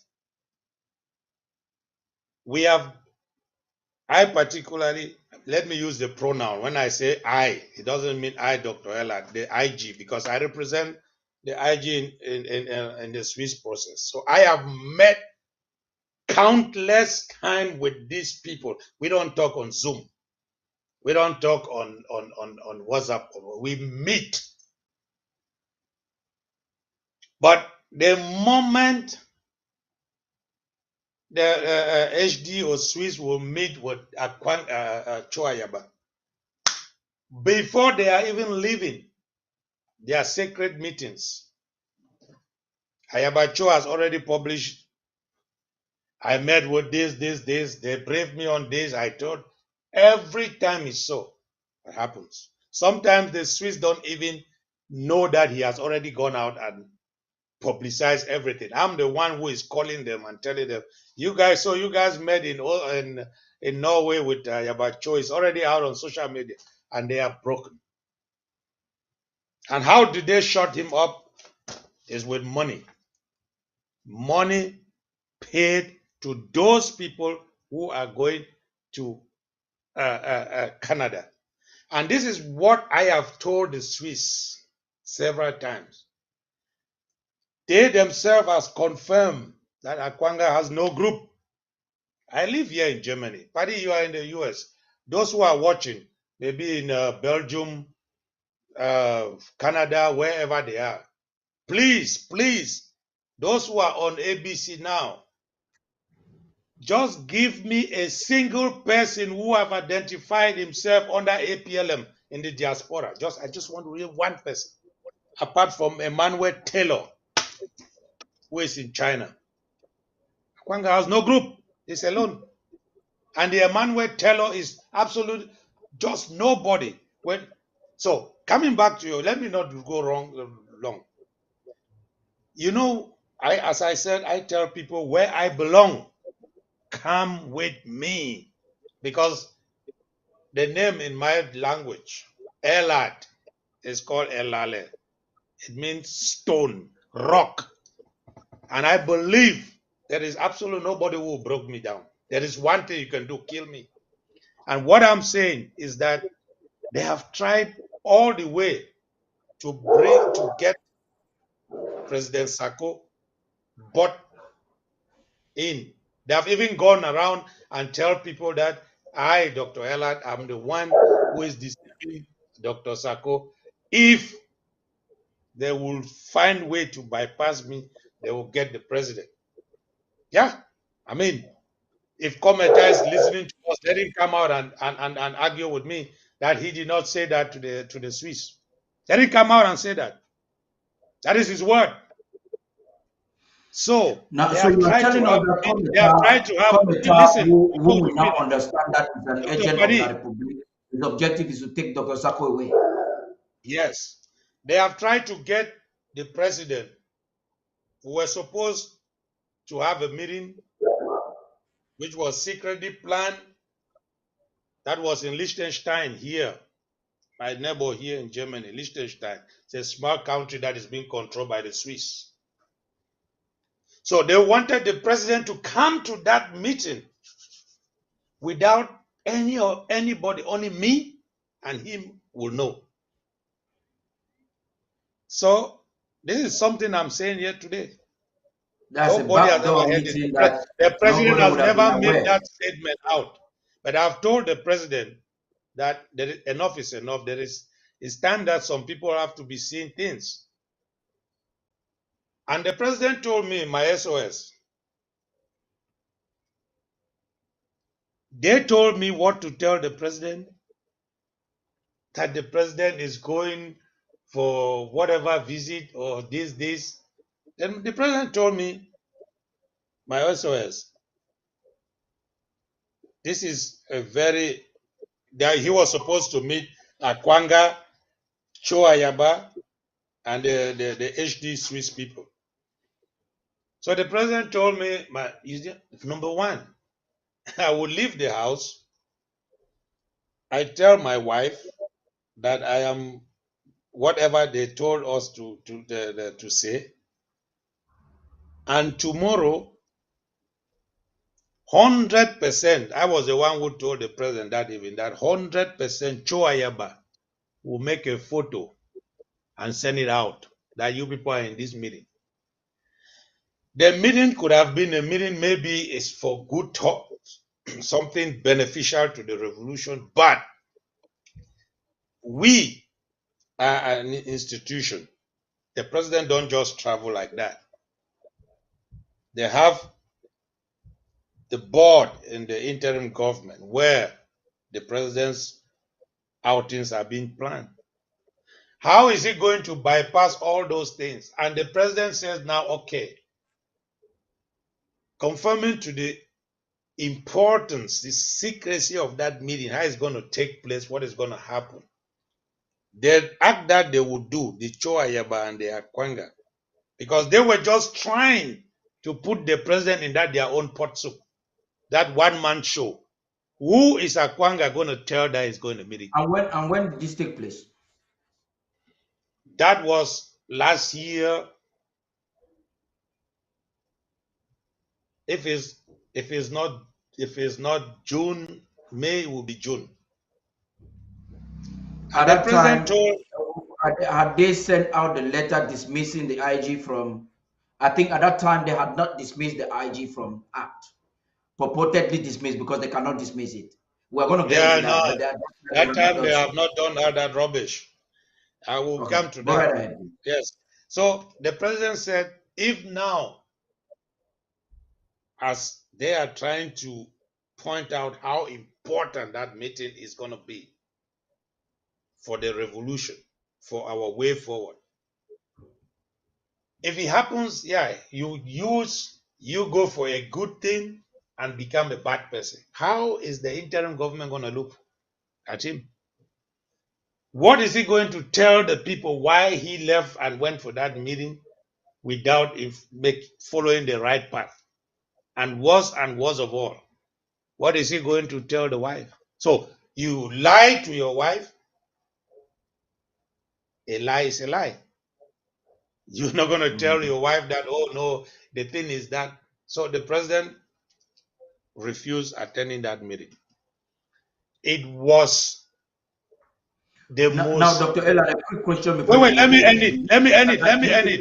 Let me end this. Come. Let me end this. Let me end this. It was in fact, the Swiss, that's the HT guys, were so broke.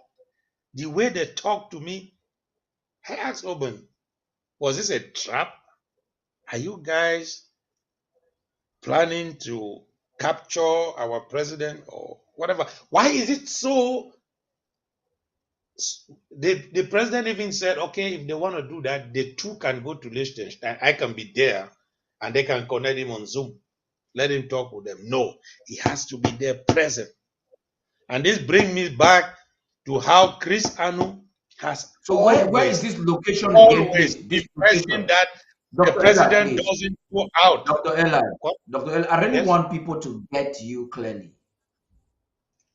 Where was that location again? I want you to pronounce the location again. Liechtenstein is a small country with 50,000 people. I mean what I'm saying. Liechtenstein is just Is 50,000. it a Schengen country? Is it a Schengen country? Yeah. It's a Schengen country Okay, with France can 50,000 easily do people. anything in And such it's a being small country. controlled. Liechtenstein is being, they have whoever is an emperor, a king or whatever. And all their economy and everything is being controlled by Switzerland. You can see a small Switzerland controlling another country. So Ambazonians, you can now get, if that talk for Amazonians watching us, if that was genuine, then they wouldn't really bother that he refused coming.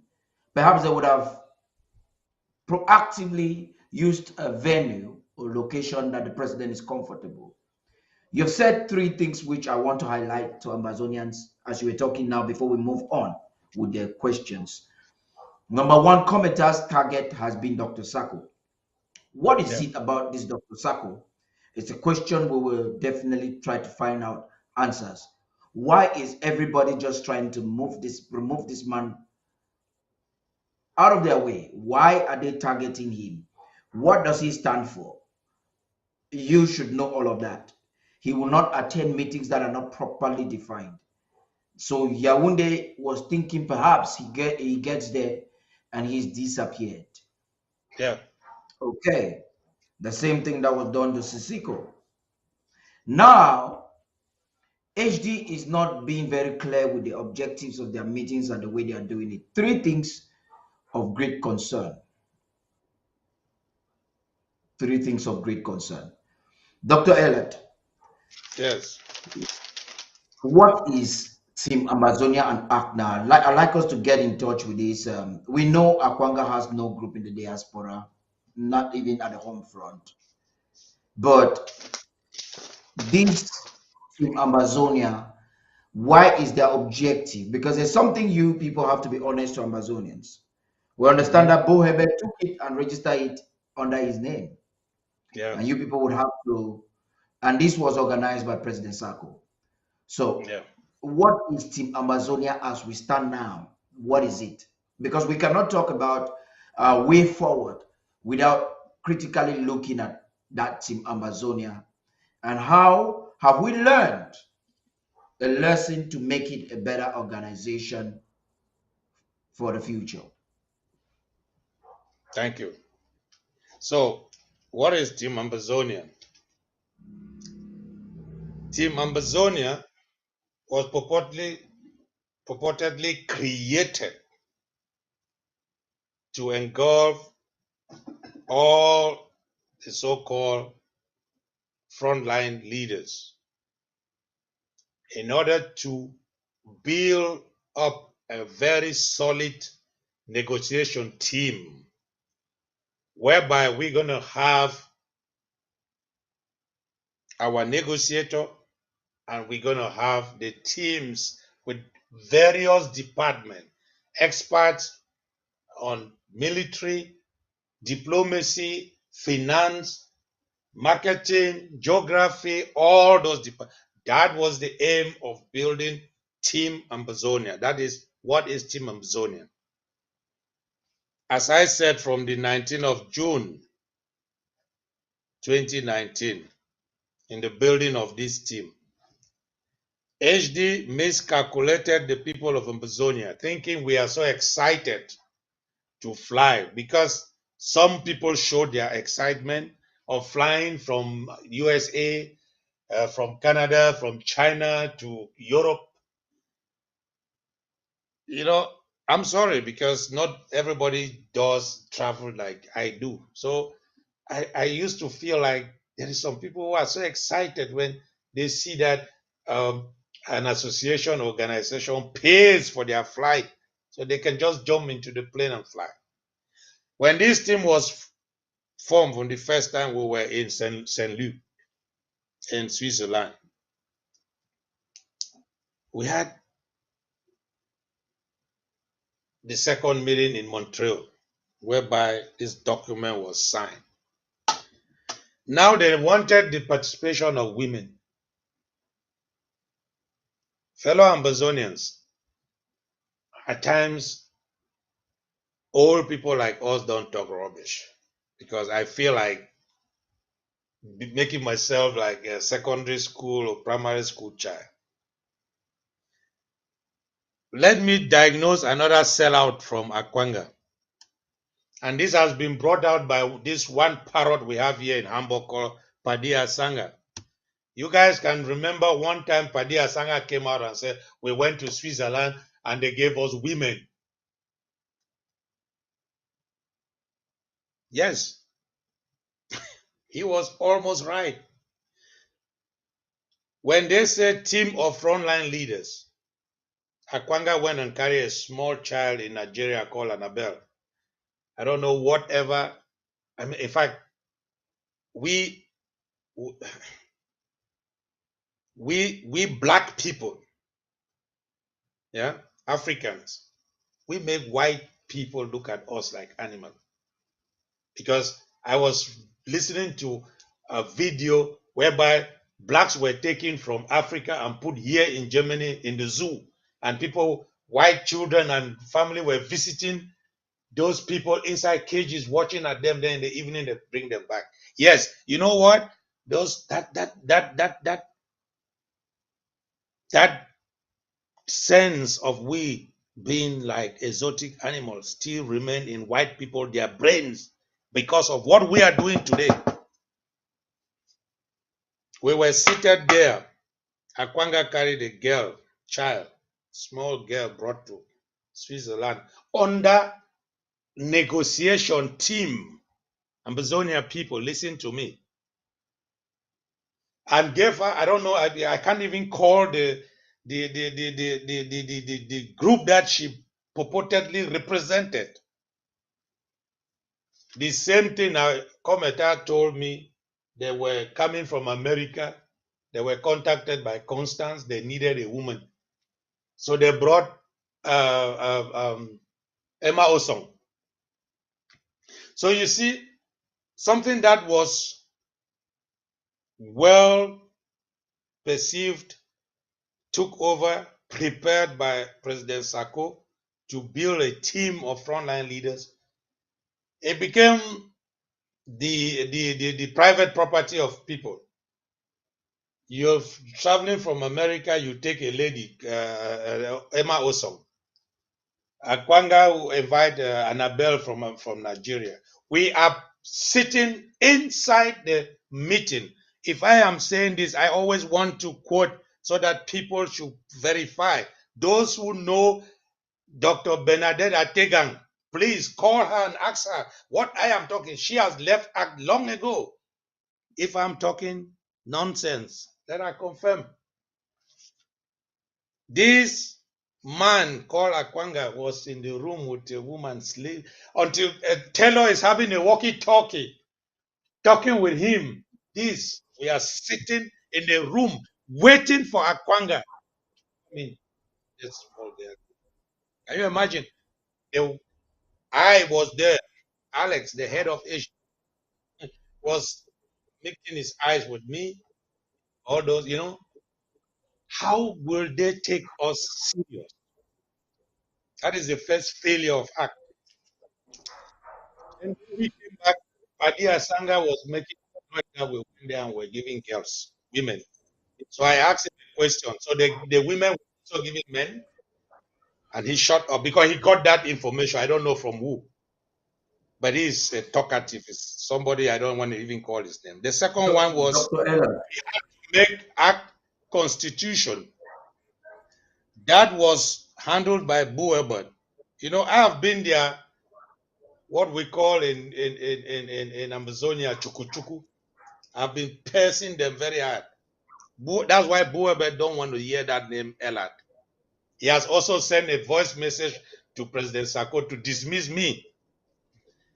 Boo Herbert took that before he even registered it in his home, telling us, oh, we need what do people call in the US a type of number. You need to get an address before they send you that number. So this, and put it in his home. Complot with Cometa. When I want to Dr. talk, they Ella, say, Dr. Ella, before we get into those intricacies, I want you to help us so that we can direct this discussion. I'm talking about ACT, how it's Yeah, failing, yes, and how the interim government now has built up the ACT, which this one in China is signing his yeah. name there as ACT. I don't know which ACT he's Now, signing who here. is he and how has it arrived at the point whereby, because we're gonna, before we conclude, we're gonna go back into some of these things that all of these individuals have done, Yeah. and that makes us Ambazonians or give us Ambazonians the reason why we have to distance ourselves from him or from them. Very, in So fact, this distance is not individual, necessary. Emmanuel, who is he?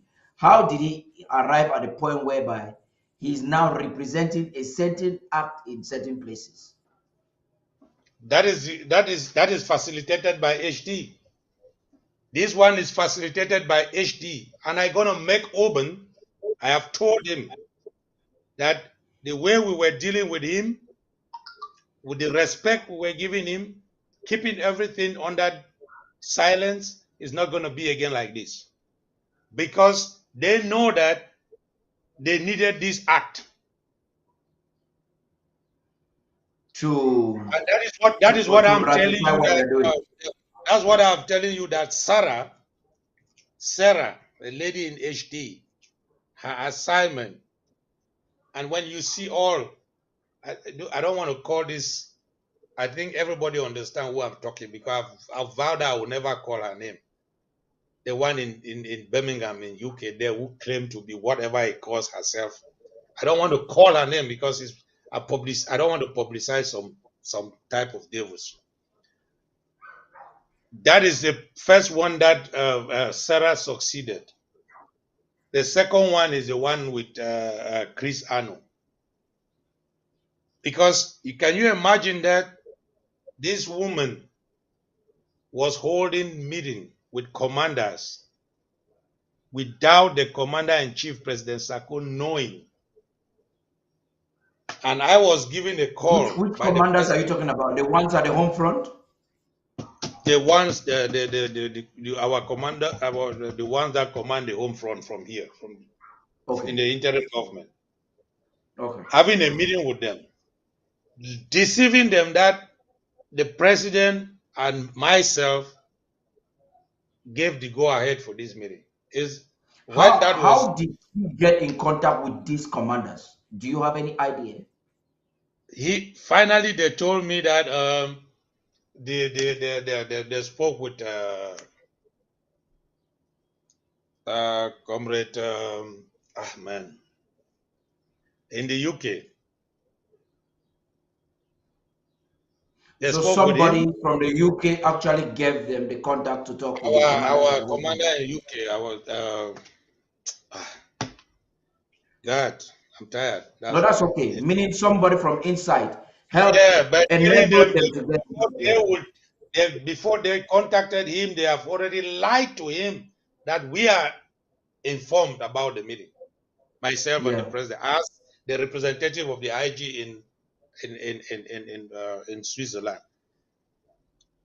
Now, it's the president who called me after having gotten information that that meeting is going on, asking if I know about the meeting. I said, no, I don't know about any meeting. And he told me it's go. So I called Commander Frank, and I got the Secretary Frank. I don't care about your FBI. Let them get out so we don't call his name. I'm gonna call it. I don't damn care about. I've given my life to this revolution. That thing they call over there FBI, they should sit in their hole and shut their mouth. I called him, and he gave me the passcode, and I entered the meeting. And I encountered these people, Sarah and Patrick of the HD. That meeting stopped. They apologized. They said they will never do that again. That, blah, blah, blah. But they kept going every time, every step, disintegrating, breaking down the IG, because that's the job. But to cut a long story short, Director Padi, we have reached a level whereby the people of Ambazonians have come to know who is for this revolution, who is not. And the next step they will go is to organize people to kill us, those of us who have given our life for this struggle. They will not succeed. You made a statement at the beginning of this conversation. You said, what is it that the IG is not reorganizing in order to put themselves front? We are doing that in a very strong way. We have made it clear, and the president have said it. We know the Swiss to be the mediators. If Canada wants to take over, they should take the same process that the Swiss did. They should write out an official letter. They should send it all over. It should be confirmed by the United Nations, the European Union, and the countries that support the mediation process before, and La République should name those who are coming to participate. My brother, La République cannot be sending somebody like uh, Now, Elise. our people are trying to know if the commander that was communicated in the UK is Fombat. Is it Fombat? Yeah, that was Fombat. That was So, Fombat. are you saying But that, Fombat like, was hold on, deceived. hold on. Let's take it, let's be clear. Are you Yeah. saying that the HD got their lead to communicate with our commanders via Fombat? Can you say that After with that shot? deceiving Fombat that the president is aware of what they are doing. Okay, not And that Fombat consciously led them, but they told Fombat that the president was aware. absolutely. I want us to Of make which that the distinction so president that we was are not just absolutely responding. We are getting no, facts. because they know that I am with them. I am with the commanders, they know that I am with the HD. And the Okay. HD is coming to have a meeting with them. And they know that we must know. So sometimes, in a really state actor, you have to go to your hierarchy and ask, these people are saying we are having this meeting and you guys are aware. Is it true? I mean, to really Yeah. confirm that we are aware of it. But that is a mistake anybody can do with Now the point is, overconfidence. have you ever asked Fombat why he did not consult with the government when he was contacted? Well, we've talked that out, and I think we'll leave it like that because he himself realized the error that was made, and Okay. they So that has themselves, been resolved. that one has been resolved earlier. That's a very sensitive issue. We need to give the accurate information to the public Yeah. so that it is not misunderstood and misconstrued. Thank you for that. You can continue. Yeah. So what I want to just to say is that Buabert, now with this act process, took it and wrote a constitution that I still have a copy here. The first person he sent that thing to me was to me.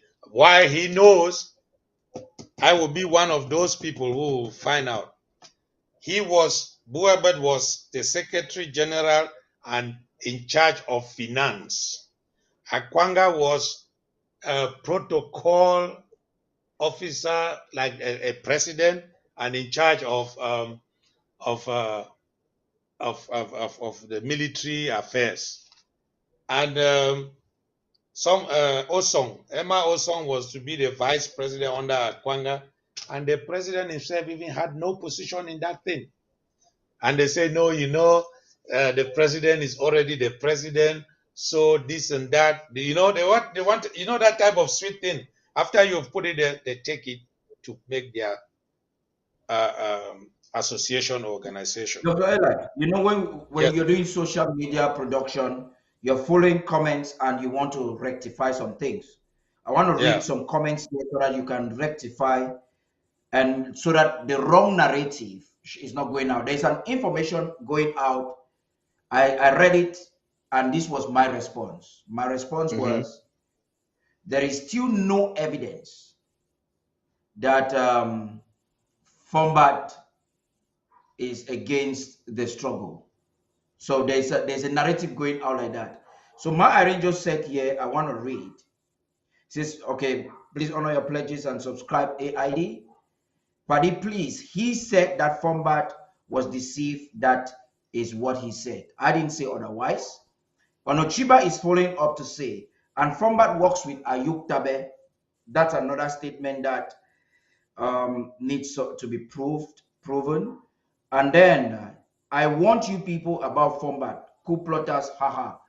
So I want you to clarify this again. We have to go back to it because of the comments that are coming up.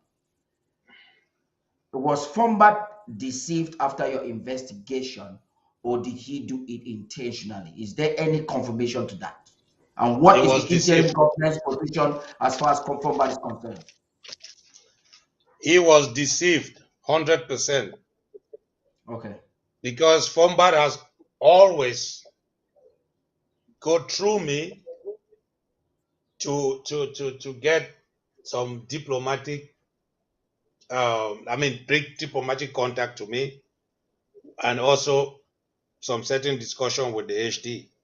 And we have had that type of working atmosphere in the sense that when I will, like now, if I come to you, Paddy, and I say, the president says tomorrow I should go on air, I don't think you're going to call the president to ask, did you send Dr. ELAD? You will have, maybe I come and lie to you, but that too much confidence was in him. And the interim government has been working very close with Fombad. We've done a lot of things.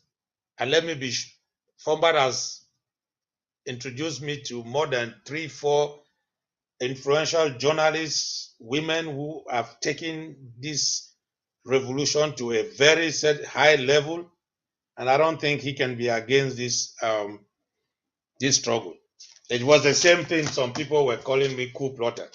So maybe the way he is doing things, people don't see it the way they like to see it, and that's why. For me, my own assessment, I know that we have somebody like Fombad who is serious and who is with this interim government, and I believe the president also know that.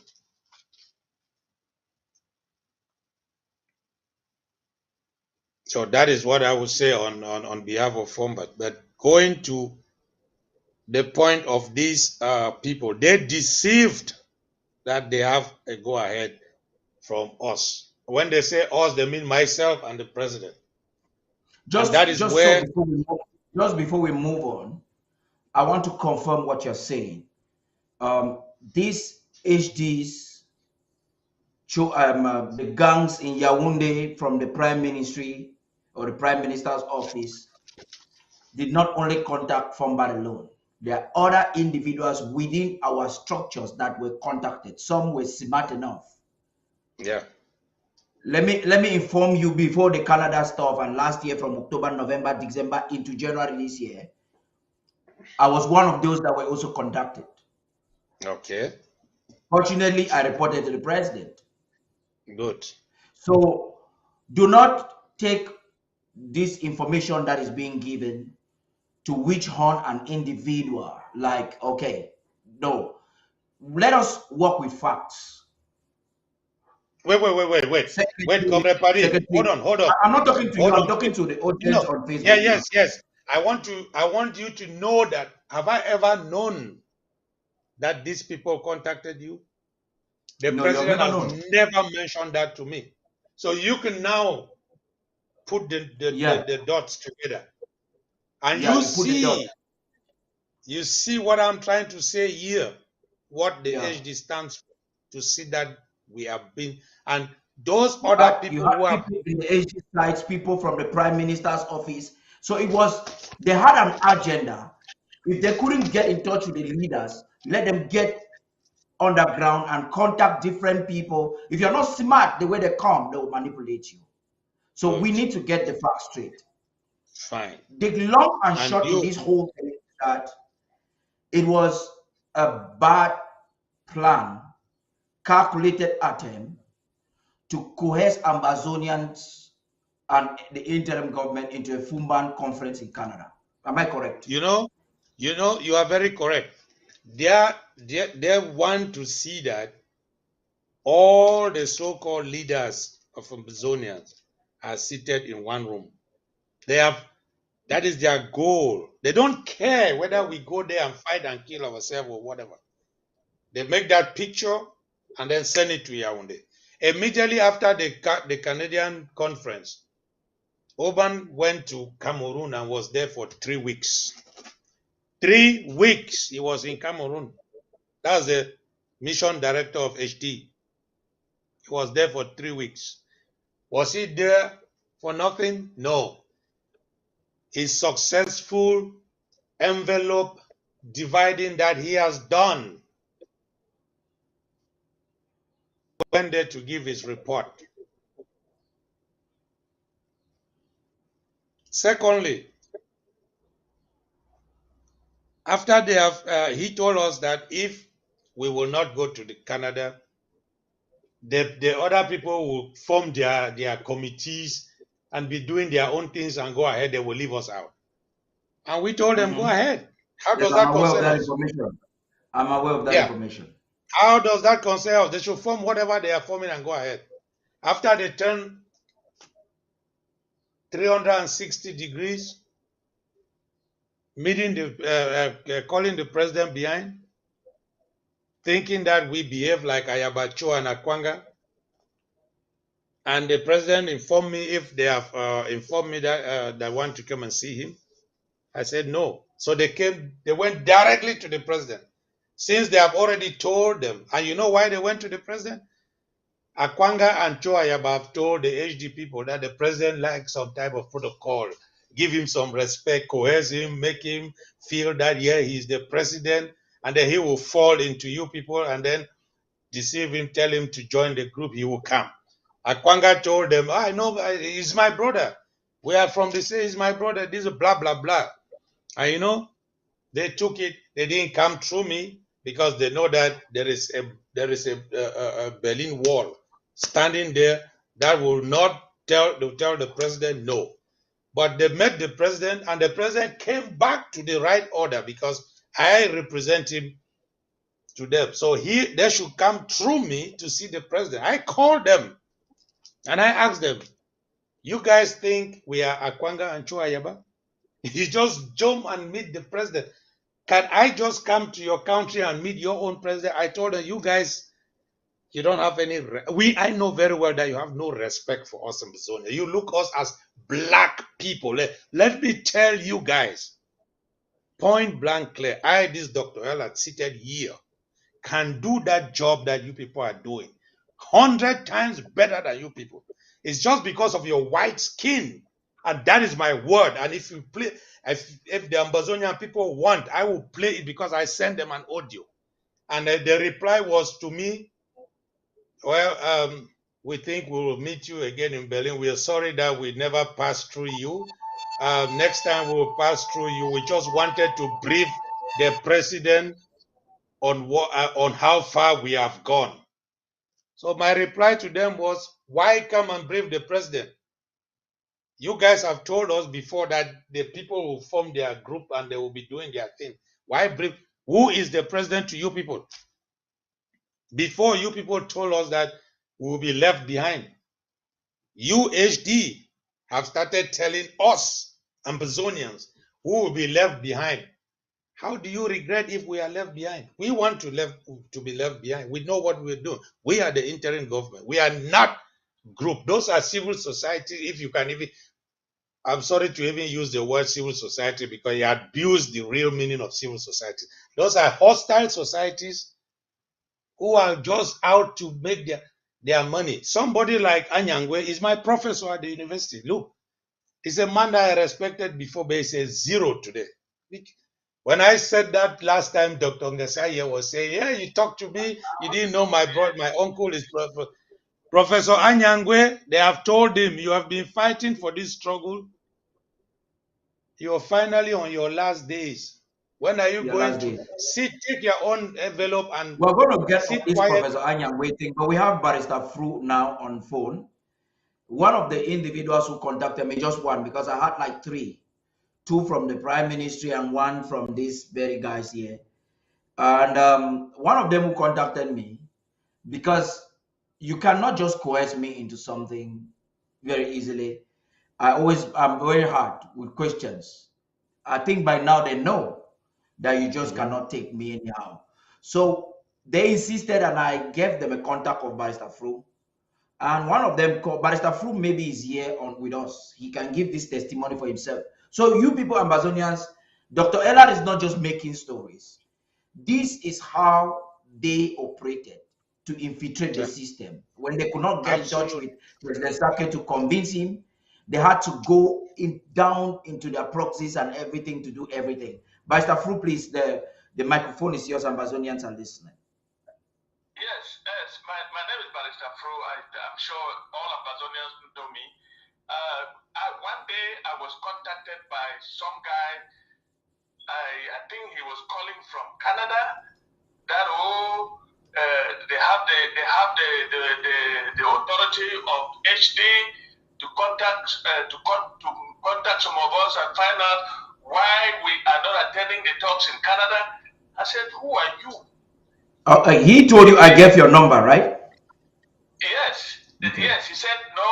My number was given to him by ABC Television. He didn't even call your name. Yeah. I said okay, but the ABC Television did not tell you that we are not attending any kind of talks in Canada, and that there's already a communique issued by our president. What are you talking about? We are not interested in the charade in Canada. And he went on and on and on. Oh, the prime minister is very willing to negotiate with us. This and that. HD is leading. Is in Canada organizing the talks. I said, listen, man, you're not talking to a fool. HD is a facilitator. It's not a mediator. Canada, I've never known Canada to be a mediator. There is no talks in Canada. Yeah. With the Republic of Cameroon, because our president spoke to the Canadian ambassador in Yaoundé, and he informed our president that La Republique will not be in Canada. So what are you talking about? We are a government. We are not coming to Canada.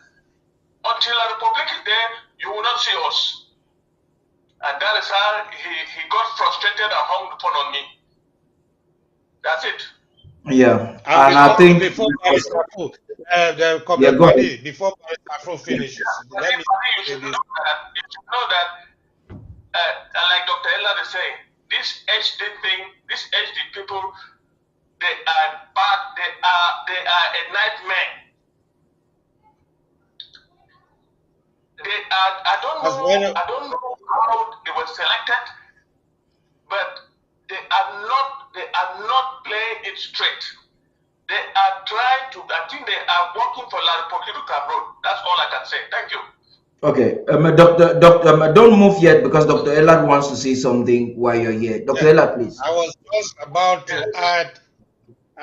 about to add there that you see, now that I've come up, we have been behaving, and that is what I made on my video when I was in Poland. I said the president has talked on this issue, but you know, when the president is too presidential,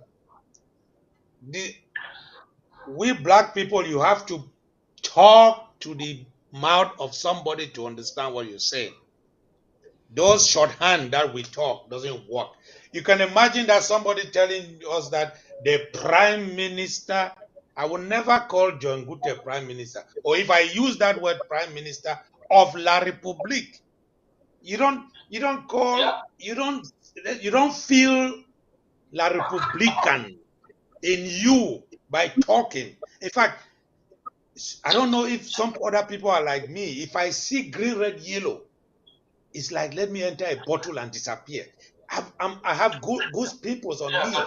I'm thinking of one day in my life again standing near that flag. It for me somehow, I don't know. And if people are so encouraged, the beginning of that thing, when we refuse to go to that Canada, the Canadian High Commissioner, that's how they call him, of Cameroon, told us, I was there particular, that okay, no problem, there will be a second meeting. This one is just an introduction, face-to-face meeting. The takeoff will be on the second meeting in the USA, and we'll still talk about it and see how we organize it.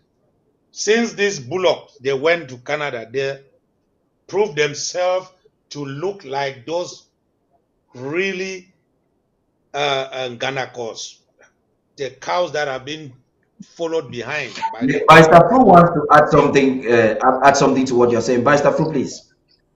Yes, I want to tell Doctor that, listen, these people don't know how to pick their targets. They pick a target and they go and pick the Barrister Fru, know whom I am. They think that I'm a fool.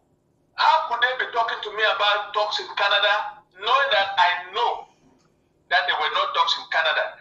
I know that La Republique set up that charade in order to taste the ground. And I knew that the La Republique was going to disown that charade in Canada because it will not serve its interest. Because if you're talking about a ceasefire on the ground and you're not dealing with the interim government of the Federal Republic of Amazonia, then what kind of ceasefire are you talking about? Because those are the only people who are fighting on the ground. You have rogues and ransom takers like Ayabacho and his ADF and so on. Those are not people fighting the revolution. So if you are negotiating, you must negotiate with the principal. If the principal is not there, what are we talking about?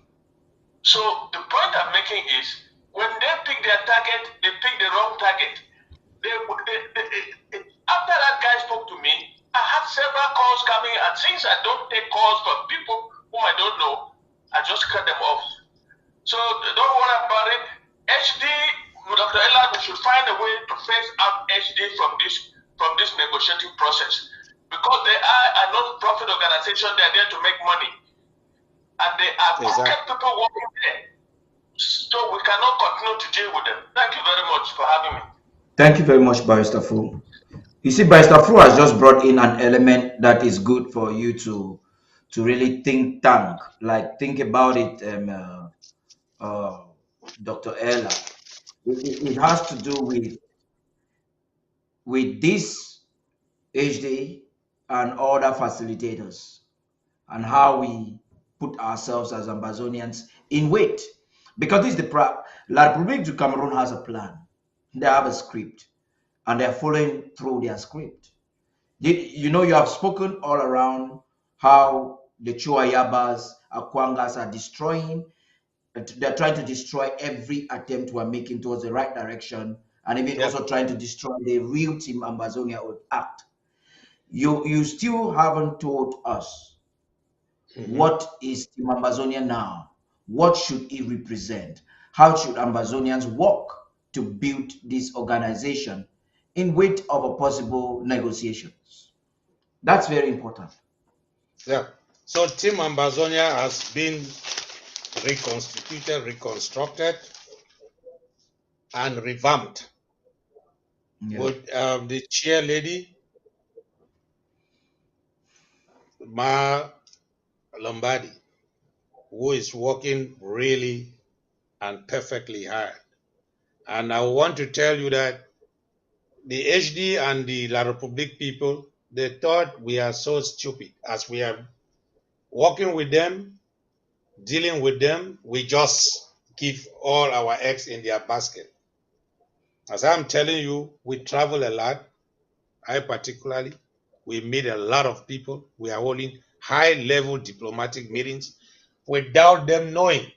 Because there's a reason why sometimes these people, they are not wrong to say diplomacy should be silent. Because particular people like the HD, know when they will know the type of country that we are meeting, they will be the first to go and break it down.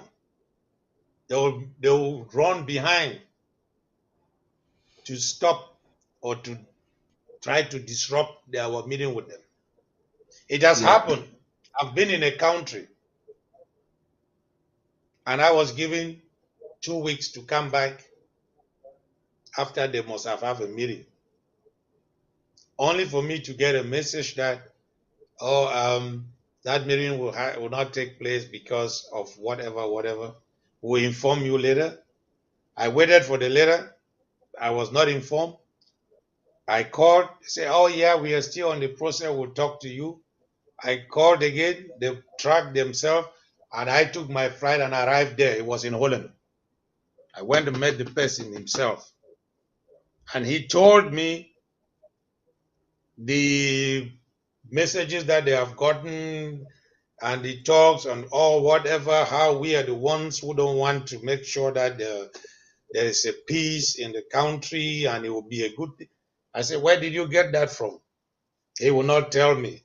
But unfortunately for this guy, as I'm talking, I have a paper in my hand.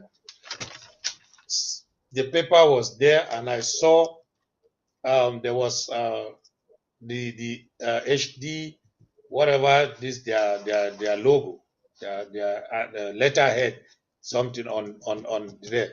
Immediately he discovered I was looking at that thing. He turned the paper.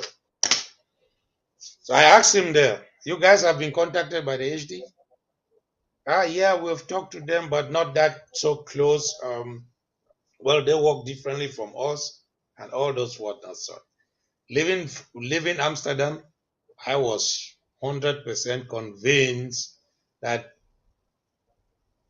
as information have reached them and they have gone and met those people. They always want me to go Yeah, where, oh, if you have somewhere, if you have a country that is showing interest yeah.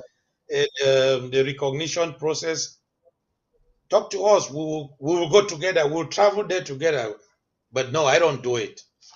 I don't do it Yeah, because Dr. I Ella, know. just to reinforce on what you're saying And now, I'm happy that you're very vigilant not to be fooled again. This is once beaten, twice shy. Now, don't tell us your strategy. yeah, Your plan is recognition. You said that from the start. Are that you is it. really making is the interim government alongside Team Amazonia making proactive steps to directly seek countries that will start talking on our behalf, recognizing us? And just to add, so that you enhance that, you're aware Mhm. that recognition is not just somebody affirming. People get you Of course. recognized into their sphere of contact because of their common interest. This Yeah. afternoon, we just reported with Undaunted, Commonwealth had a meeting in Yaoundé today. And our question was, why is La République du Cameroon still hosting Commonwealth? Have you been able to get any proactive step towards Commonwealth? Can we, with this information now, because I'm going to send that news to you, right to counter or protests? Because I believe in protest. Protest Mhm. for Commonwealth still romancing indiscriminately.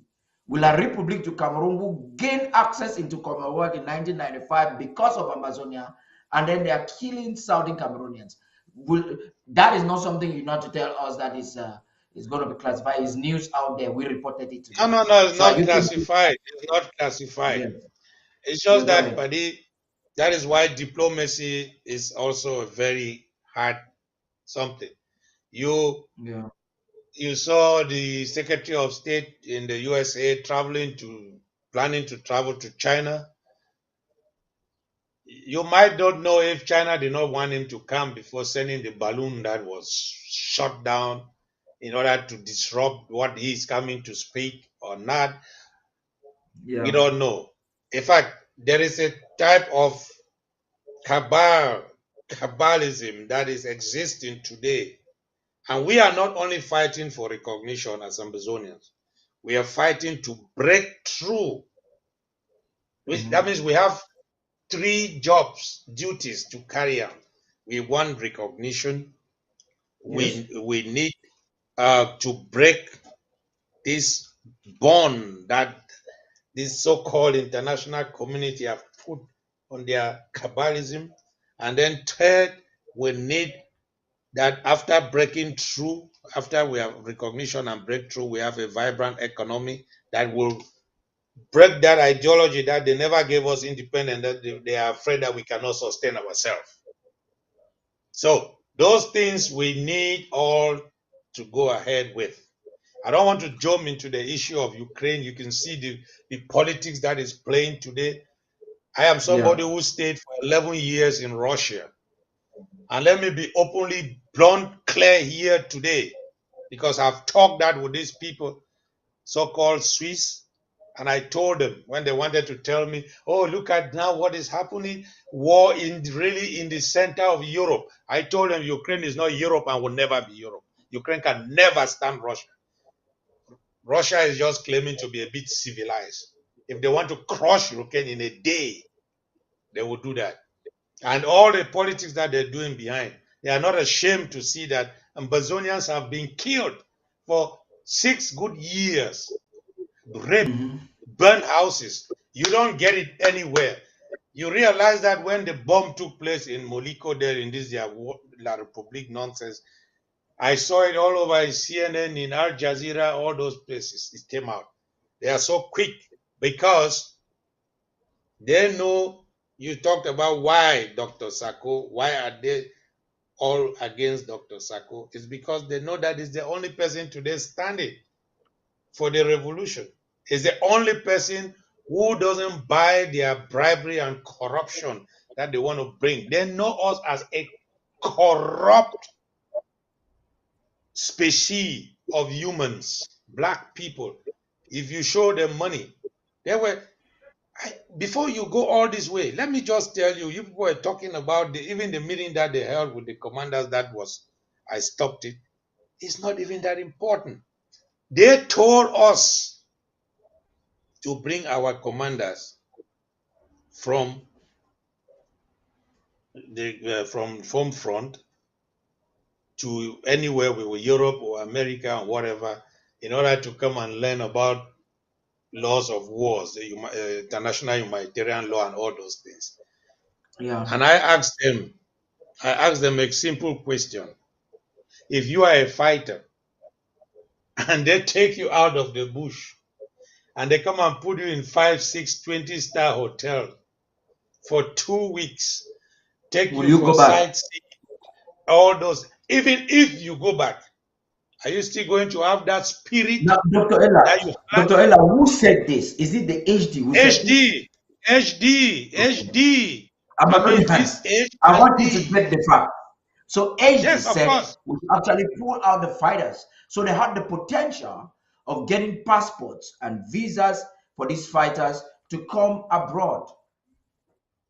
And you know what they are doing today in Canada? Where are all those so-called commanders? They go now. Look, oh God, Amazonians. Before I came on today, I was thinking to myself, why should even we go to ABC and talk all these things about Akwanga, Ayabacho, HD, and the rest? Why people don't see it clean and clear? You know what they do in Canada? They ask those people going there to represent groups. They say they have forces on the ground.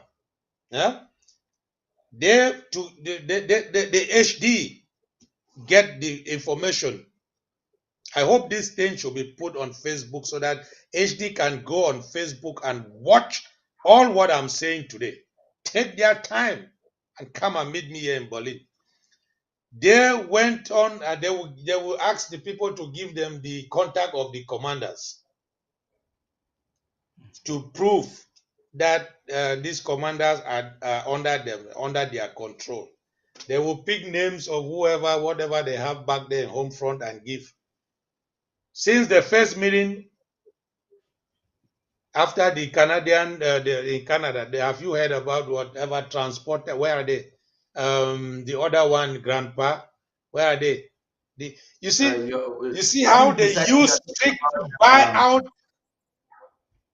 you're talking about 10 kobo in India. 10 Kobo, the transporter, the Grandpa, Transporter is killed, has been killed. how, when?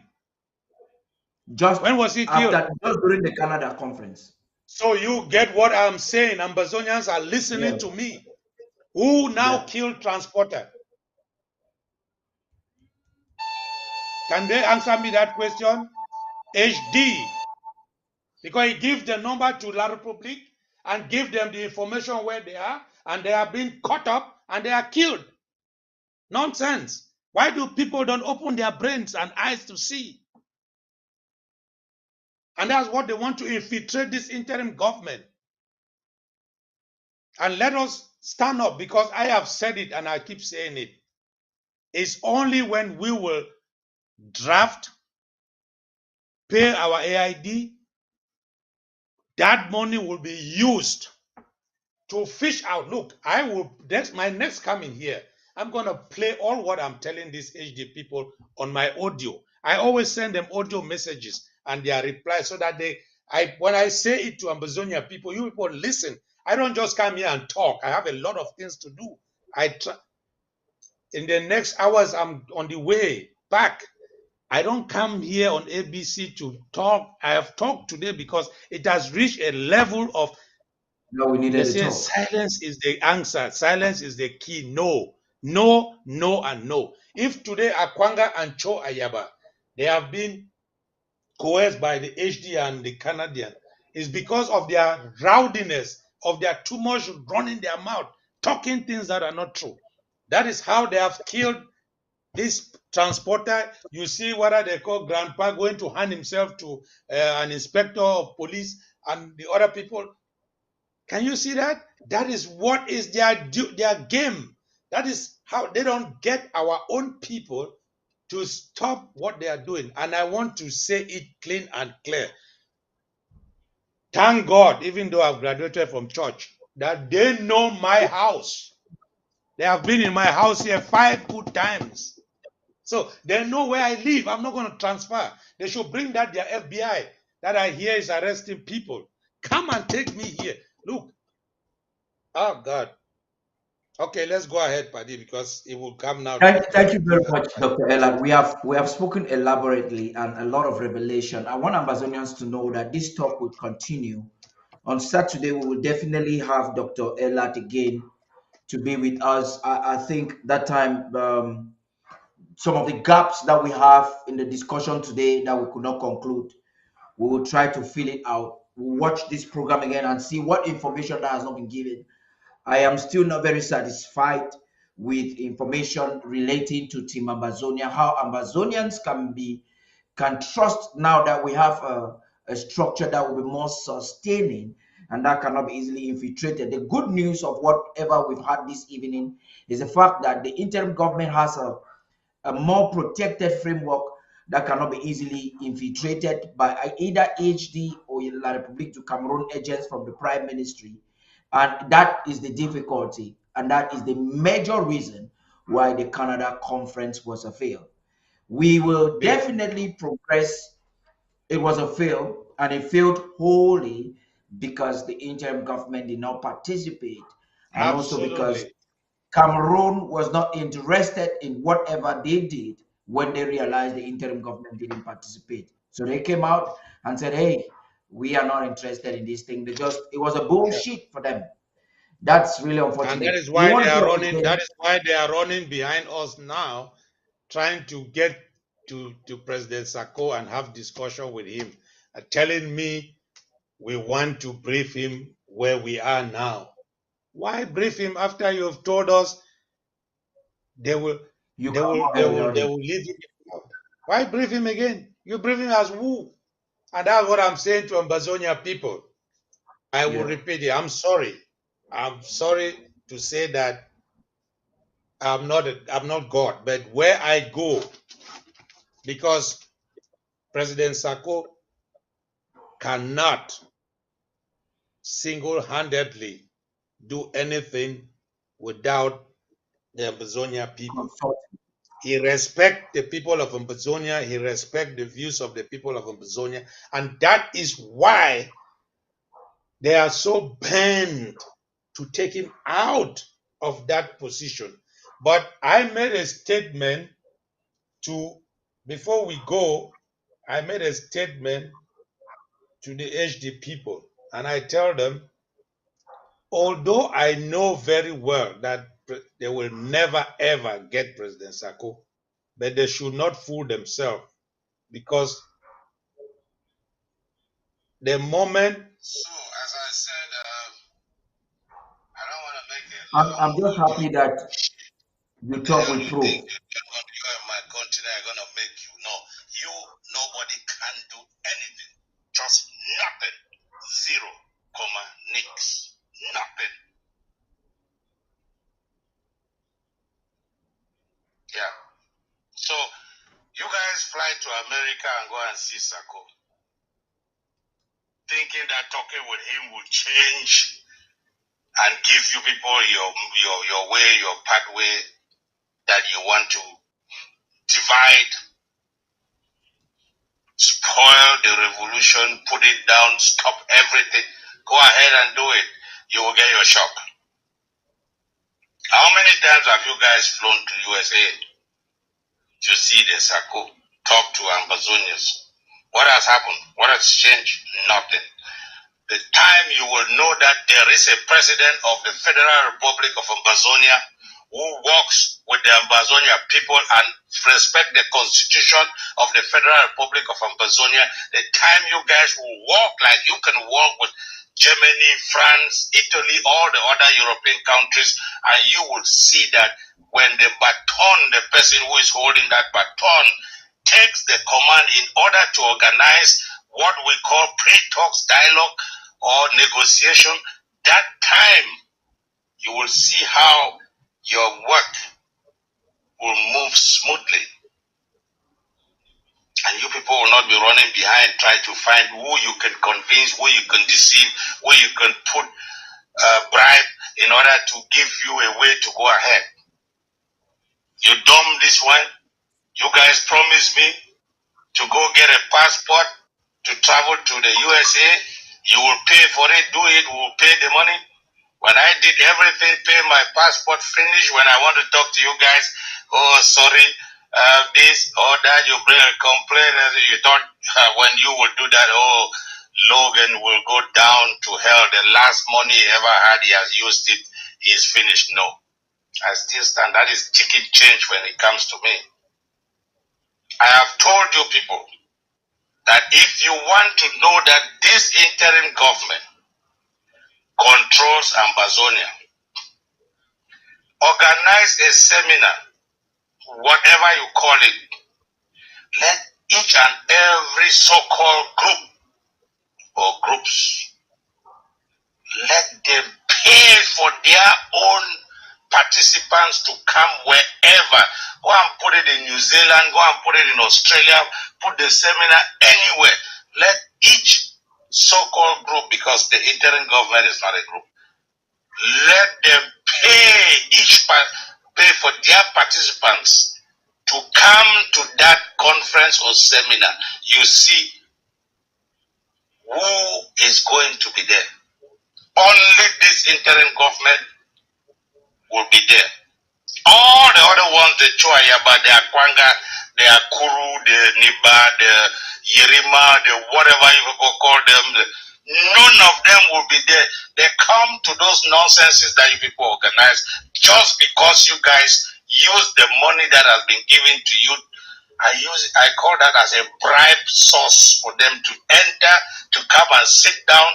People who can never ever take a decision for. I am the one talking to you. I am an Ambazonian. I'm talking to you this morning, Oban. Those people cannot influence my decision.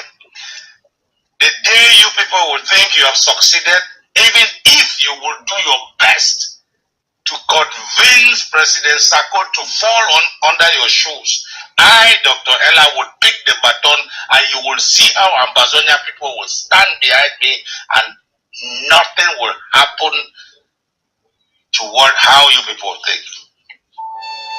So I don't want to go off my temper now because when I see the racial discriminatory and derogatory ways that you guys do things in this world against black people, when black people stand for their own rights, when black people want to get their independence, when black people decide that enough is enough, you people never ever want to give them that go ahead because you want to get your resources, you want to get your way, you want to make sure that we stay under the command of the white people. I don't want to go to that level, but if you're eating with a white man, eat with a very long spoon. Yeah. Okay, Dr. Ella, you Image. still have that audio. So I just want to make you guys know that I don't sit behind and talk to Amazonia people. I talk to them too. I talk to them too. I don't sit just to come and tell you people. This is the fight that we have been fighting with these people behind the scene. But you know, because we don't come out like Choa Yabana Kwanga and run our mouth. So some people think no, it's because we are the government. We are the government. We can't be going out and behaving like opposition or these hostile societies of Akwanga and the rest.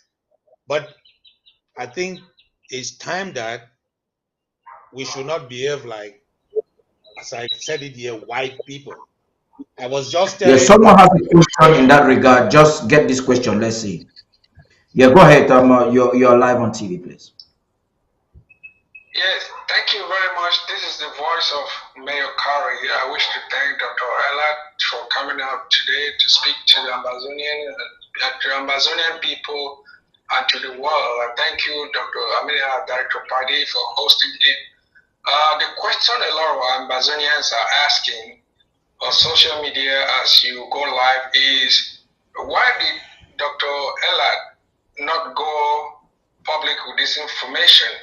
Why was Dr. ELAD not proactive as to share information that Canada was actively working with those who attended in Canada and with the head of HD and others to target fighters on the ground so that that information will be used to educate those fighters and possibly save their lives?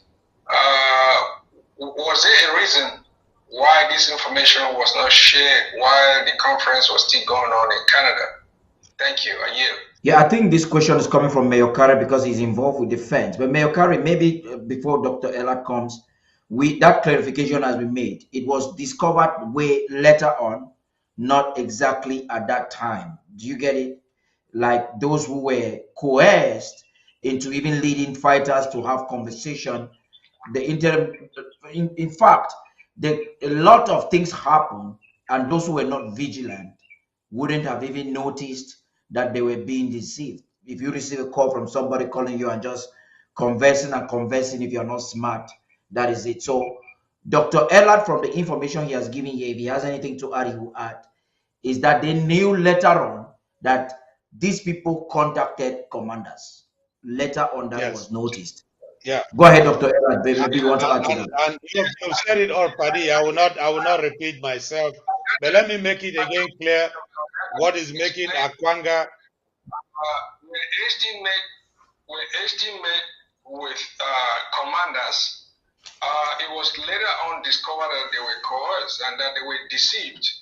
But I didn't hear that specifically about Canada. That's why I found it needful to go on the air and ask that question. I hope that helps. Thank you. That's good. Yes, Dr. Ella. The thing is that when HD met with commanders that was last year. And this one now, the information came to me just recently what they were doing About there. what time last year, please? About what time last year did they meet the commanders? About what time? I wouldn't give you exact. I will come out. I will tell you because I have it all here. I will find it. Okay. Before you give your details, my intelligence has it that about September, October into November. September, October. It was already a bit cold outside here in Europe, so it's that period. Yeah. Because when they did so, their proxies started going on TV to say that we do not have hold of the fighters. So it was through one of their proxies in Yaoundé, I could pinpoint that it was through October into November that they were actively communicating with commanders on the ground. And so some of the commanders became lucky, some were coerced, some just became enablers. And before we go, you've answered everything. Let me just make it clear, because talks bring talks. You know why Akwanga is now running behind to organize this shit that is being signed here by their Feynman? You know, Akwanga, first of all, after the neo-revolutionary period came up after 2016, he tried to come in. If most people know, there was one time he went to Nigeria that is going to see the refugees. And then he slept on a bench on the street. I mean, that time Europe was active here, contributing monies. And I was quickly contacted from UK. One guy calling me, I've forgotten, or whoever. how, oh, Akwanga has gone there, transport is finished, and this, look at him, he sent me a picture. Akwanga was on a bench on the street. I just said, if people they forget say me Akomo Mutengene, or how they would they fit take deal for me? Me. Oh God. I laugh. See, the Echo has given his money. The one that he suffered in prison and all those compensation, he has received it. He's a rich man now. He has money. He has money. They gave him real big sum, over $40,000. And let me say, if he's not squandering it, living high level life, the Echo is now in prison. That's their concern. But I just want to bring out that point. That was his main contact person to work with him to kill down this revolution. So now he has to capitalize behind the Canadian to bring himself back to limelight because he was a dead person. He was dead. I mean, dead. He was passing instruction to me to tell his tailor who is in China. I have it on record. I'm not talking trash. And if he plays, I will play by discussion with him, A to Z on ABC. Let everybody listen. Because they are good on. I used to tell people, if I talk to you, record me, put me on record, so that you can play it out tomorrow. Let people listen. Because you talk now and say, Dr. ELAD, if he open his mouth, I will play as I'm playing this one now. Let everybody listen. They think they are smart. They think they are smart. But they are not. So I just want to make you guys know that when we want Okay, to you see, say, Dr. Ellard, I've been asking some questions, which I will take some of them for Saturday when we have a conversation. We've been on air for close to 3 hours. The discussion I didn't Amazonians even may not even realize want that to it's end. 3 hours because my It's hunger good. is so high that I didn't even know we have made 3 hours. No, but So that's I fine. think it's, The point is, yep. on Saturday, the discussion cannot end today. There are some questions I'll They ask, cannot. Yeah, specific that's what I questions. want to say. Yeah, I need there's some pictures. specific. I need to show you guys who is Chaps McFarlane. Yeah. I need to bring So we out have who our is rendezvous on Dr. Saturday. Taylor. You know, when people will see their pictures, they will know. I need to bring who is Ngala Matthew. These are all those people who We are fall working behind this tirelessly to betray Amazonia. to break down this IG. This guy, Ngala Matthew, don't want to hear the name HD, interim government. IG. This is somebody who I asked him a question because Bo Herbert also don't have any group. Where is this thing called? What is that thing? How do they call that thing? My brother, you know, sometimes I don't even remember their fake name. Moritz. You can you can imagine that you have an act that one person, Emma Osong, alone. And I'm sorry to say this to my mother and sister, my patients.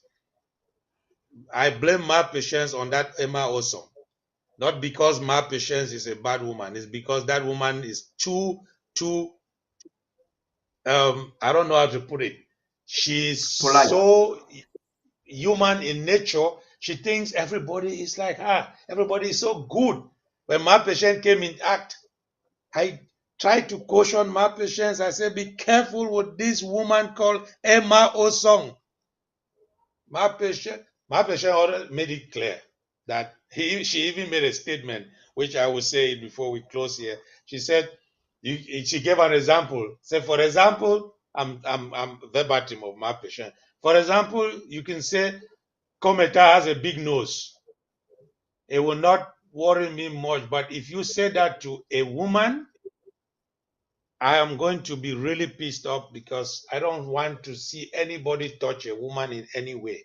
So when I was hard on this Emma Osong, because she was just in act, in order to sell herself, she will contact HD behind the scene until HD will call me and say, this woman they're tired. They don't want to hear her voice again. When you talk to my patient, oh, my sister, giving that woman, before my patients came to know that she is dealing with the biggest head snake that is bigger than Hello. that of whoever. Yeah, I think she has also mentioned that to me that Osong It was way late. way long last year. She mentioned that Osong is really not doesn't first of all like the interim government, No, no, and no. she's That not always. woman, you people can go to all her outings that she has been going out and check. She has never used the word Southern Cameroons or Ambazonia. She always say Yeah, Anglophones. That's what. yeah, And she she. even had a problem with Abdul Karim. When Abdul Karim told her we are not Anglophone, she said, "You don't tell me what I'm supposed to say." Because Yeah, she because you know was a lot. walking out tirelessly with all. Look at the type of, and she picked Google, put it on, and wrote a book. Um, My experience with diplomacy and war. Where has Emma Osong ever been in a war-torn zone? Where? I think we should end at this point because this is the arrogance some Ambazonians who have read books and literature have. You have Cho Ayaba and Akwanga also have this. These are individuals that were dismissed. Cho Ayaba was dismissed from school in Cameroon, maybe because of his interest in what SCNC and other movements were doing. And as a youth, he got interested, like many other youths are getting interested in the struggle today. That made him to see himself as an emperor. When Abs- came abroad, I read a few books, and then came 2016 and 2017 and looked us and told us that he is a liberator. I contested this with Tapang Ivor someday. I'm like, I'm not in support with Marianta. It was in an argument they had, and they said you cannot call Marianta a leader. Take note, anybody that knows me, Marianta knows that I'm not in support with him. But there is no, Choyaba is not better than her when it comes to Absolutely. leadership. Absolutely. Because why do you call yourself a liberator? What have you liberated? Where have you ever liberated? You No, now he has understand why taken for money 30 from years asylum here in you never Germany. these individuals never did anything for us as a people, but they are calling them, they have some titles that you cannot found that and put in any attach in our history. It's really Say liberate. unfortunate. Thank you very much, Dr. Elad. Maybe you want to give a closing statement so we can Yeah. call it a day. Okay. I just want to tell Amazonians that I've said this and I keep saying it. We are the look, we are fighting on all front to liberate ourselves. And I know a lot of us have put our blood and heart and everything in this struggle. I always say if I was down there in the home front, I would have been killed. I know that 100%. But now that I'm here, please, let's stand behind this interim government and fish out La Republique from our territory. And next Saturday, I'm going to play another discussion, me and these Canadian people, where I told them that La Republique is going to come and sit with us and talk. And they said they're surprised to see that I'm so optimistic. Why they are pessimistic? I say, yes, I am optimistic because we will donate our own money and we will send them inside body bags every day back to La République du Cameroon. And when we will do that continuously, they themselves will turn among themselves and they will come now to the table, genuinely, officially sit with us and talk, and not what they are doing in Canada. Fellow Ambazonians, there is no talk going on in Canada. All what they are doing in Canada, they want to stop this cause that we have taken. Anybody who believes in this revolution, don't listen to any of those HD people or whatever when they call you. If they call you behind the scene, tell them, call Dr. Elad. He do represent us to you people. You will see they will run away. They will not call me because they know I am not that type of person like Paddy have said, Barrister. So, my ring, my page, we are a lot of us, we are not bought. Look, brothers and sisters, when we will be in Boya in our own territory, we will live life that these people have never seen on earth. That is why they don't want to let us go. That is why they know if Ambazonia will be free, then where is Europe? Where is America? They are gone. They are gone. And they have a trick, they have a reason why they don't want to let us go. So please, let's forget about all those things you've been hearing when it started here with plotting to bring down Dr. Sako, the interim government, how do you call it, impeachment and that whatever.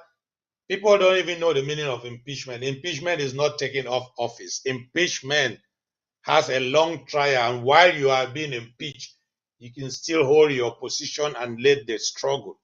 So the people who did the impeachment without knowing the legal meaning or term of impeachment, because everybody today is a lawyer, don't listen to those people. They have all failed. Where are they today?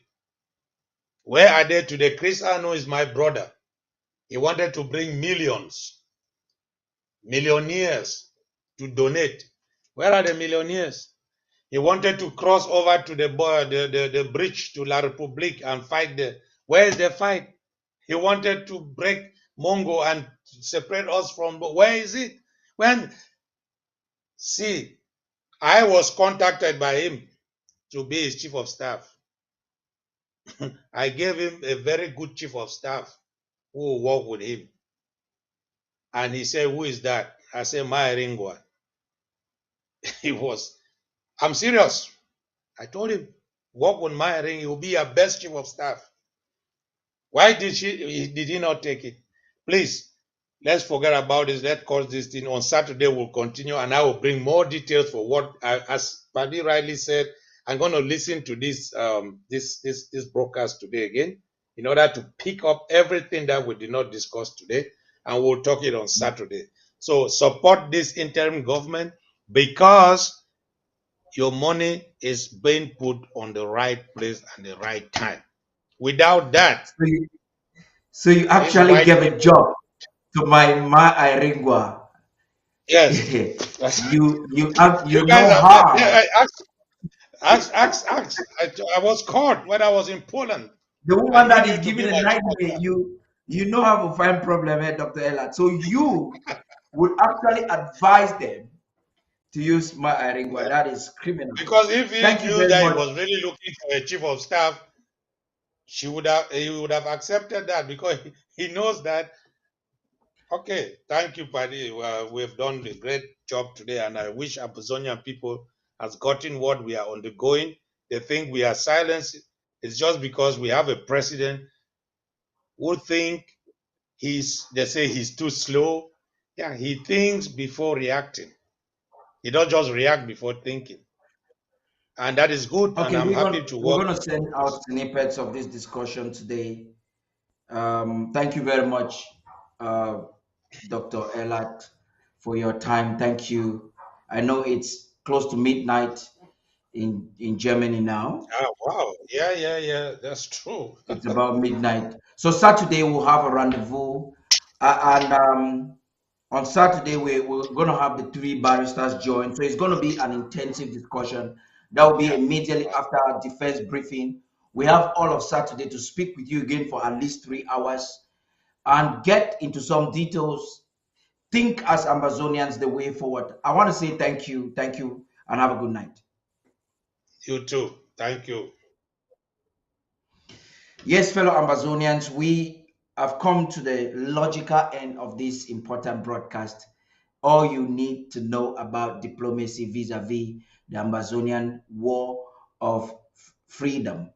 Dr. Elat has gone into even subjects which I didn't believe he was going to do so. And there's much for you to learn from it. But I will not end without requesting that you become a club member for ABC Amber TV, and you make sure that you are paying your AID. That's your civic duty. It is your right to pay it. It is your voice as we're fighting this war.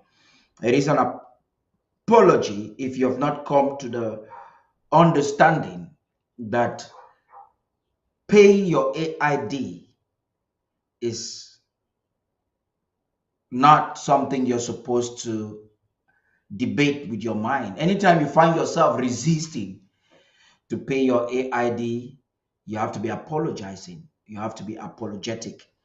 Um, we tomorrow at 9 p.m. same time, we'll have a discussion. Myself, we'll break down some of these things and much more.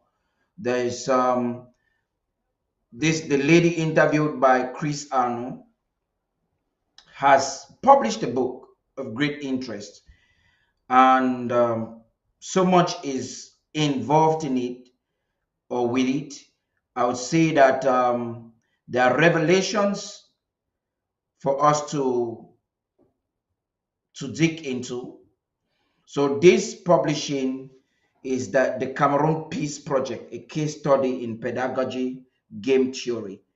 Now, this same lady actually revealed to the international community that Cho Ayaba is not working for our liberation movement, and that's where our interest in her writings come in. We hope to have her come again for a discussion. That is Ceci Buckley. Anytime we can get her involved, but we will process some of the things she said and some of the evidence that we have and other confirmation. We just had ELAD KISITO confirming some things tonight, and there's more for you to discover. We will prove them to you tomorrow. It's not a discussion you want to miss. The importance of the program for tomorrow is that it gives us the platform to break it down so our people can understand and understand very clearly. Be a part of this winning team. Be a part of this movement. Make sure you are donating. You can become a patron for Amazonia Broadcasting Corporation. You can become a club member with a basic fee of just $10 monthly. As a patron, you can be giving us hundreds of thousands. We have patrons. I would say the patrons have been working tirelessly to sustain us. You will agree with us that our production quality has tremendously improved in terms of content and multiplicity. We want to do even more. That we want to begin the pigeon news. We want to begin other pigeon shows.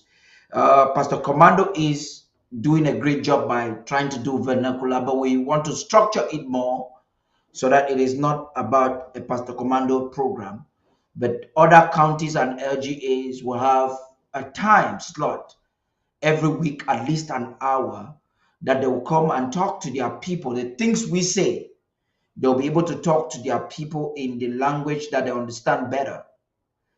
We will continue also to talk to our people in English and to talk to the international community that should be listening to us in English. It's important for us to make partnership. Reports coming in that 600 Cameroonians or citizens from the Cameroons, Ambazonians and La République du Cameroonians involved are stranded in Antigua in some of the Caribbean countries. This is good enough information. We will decode that tomorrow, get in touch with it. We have reported the news this evening. We're going to reach out to the interim government to reach out to see how sustenance can be provided to these victims of the war. But this is enough evidence for us Amazonians to spread. The international community is despising that there is a humanitarian crisis and there is a collateral damage of the genocide that has been ongoing for at least 5 years now. And how can they have a blind eye? If we have 600 Southern Cameroonians, or maybe 400 Southern Cameroonians, because we are told, according to that report, that a majority of them are from Southern Cameroons. If you would have that number of people in a small island that has just 90,000 citizens, think of how many have been disappeared in the Darien Gap as they try to walk along Colombia into the United States. Think of how many have died in Atlantic Ocean. Think of how many are being tortured in Tunisia, in Italy, trying to cross into Spain. That is as much as the media can cover. Think of how many die of hunger every day in Nigeria, in the Federal Republic of Nigeria.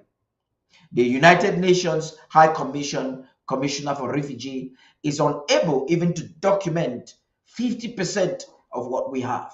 There are lots of settlements that have not been identified, recognized, and documented to be published by the United Nations High Commissioner for Refugee in Abuja. And this is happening everywhere globally, that the world is not talking about it. How else will you despise the need to talk or to support ABC Amber TV? That is the only platform that will speak on this squarely. We've done a lot to make sure that our people are properly informed. Just a few days ago, talks from La République du Cameroon raped our sisters, and they keep doing it. They're doing it every day, every now and then. Our people are being murdered hourly. It happens every day. You know, so I know. Every hour we have our people being murdered. We can't sit back. We have to fight. We're fighting the war in different forms. Diplomacy works best with communication, and this is our main communication platform. We cannot let down for no reason in this war. Become a club member today. We think that at least hundreds of Ambazonians should be a part of this club, engaged in making sure that we can have programs like this. It is hypocrisy for you to be excited to have such programs on air and you're not motivated enough or dedicated enough to have us be on air. Don't you think so? We are working to see that the president will have more interviews. Undented, like I told you earlier on, is celebrating 1 year of existence with work in progress, and we've done tremendously well. During this year, we're going to have, as we're doing this 1 year anniversary, we hope to have it for all over a weekend, 3 days. We'll have working session where the public will be able to call in and ask questions from the anchor ladies, myself, and everybody in ABC that will be on that platform. We'll expose some of our projects to you. We'll launch new programs on that set day. We are hoping that it will be possible to have the Pigeon News launch on or before then, or immediately after, and other shows. We will be laying down a framework on our expansion program so that you can be a part of a vision that is in motion. We know by now, you should have understood that we are an organized organization, and we are not a one-man show and people doubting exactly what they hope to do or achieve. There is a vision that, and there is a framework that we are working strictly to improve on it. You can be a part of it instead of being a side worker who only sees what is wrong about it. You can be a part of the doer, not just the talker. I think there's a program I launched in 2019 called Activist Corner. The anchor person for that program was Solomon Amabu. I'm thinking that the activists, as one of the shows we should start, should put themselves together and be activists. There's a difference between activism and noise making or buffoonery and gossiping, and really do activism. Let's get back to those days of activism whereby activists changed the ground game. They took information from the government or from authorities and leadership and influence, whereby activists can send information that will inspire lockdowns. Let's get to that form of activism where activists could mobilize for resources. I think I am saying this on a very serious note, that we are gradually losing focus in this whole concept of activism. You find some today, some are still doing good, but some who call themselves activists are spending more time on trivialities, not really doing what will take us forward, creating problems where there are no problems, indicting people, criticizing. You know, activism is not about criticizing. Especially, you cannot be a pro IG activist and you're only creating problem within IG. You're a mistake. You have to, before you became an activist, I was an activist. So I'm talking with the authority of an activist. We activists have to put themselves together and get more organized. Don't sit and complain when Mark Barata and the others are trying to make an all activist something in Belgium. Why not you could put yourself together, have constructive meetings, make a program, and follow through?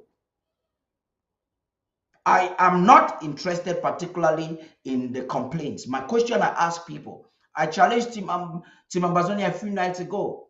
Instead of complaining, what is your program? What are you doing?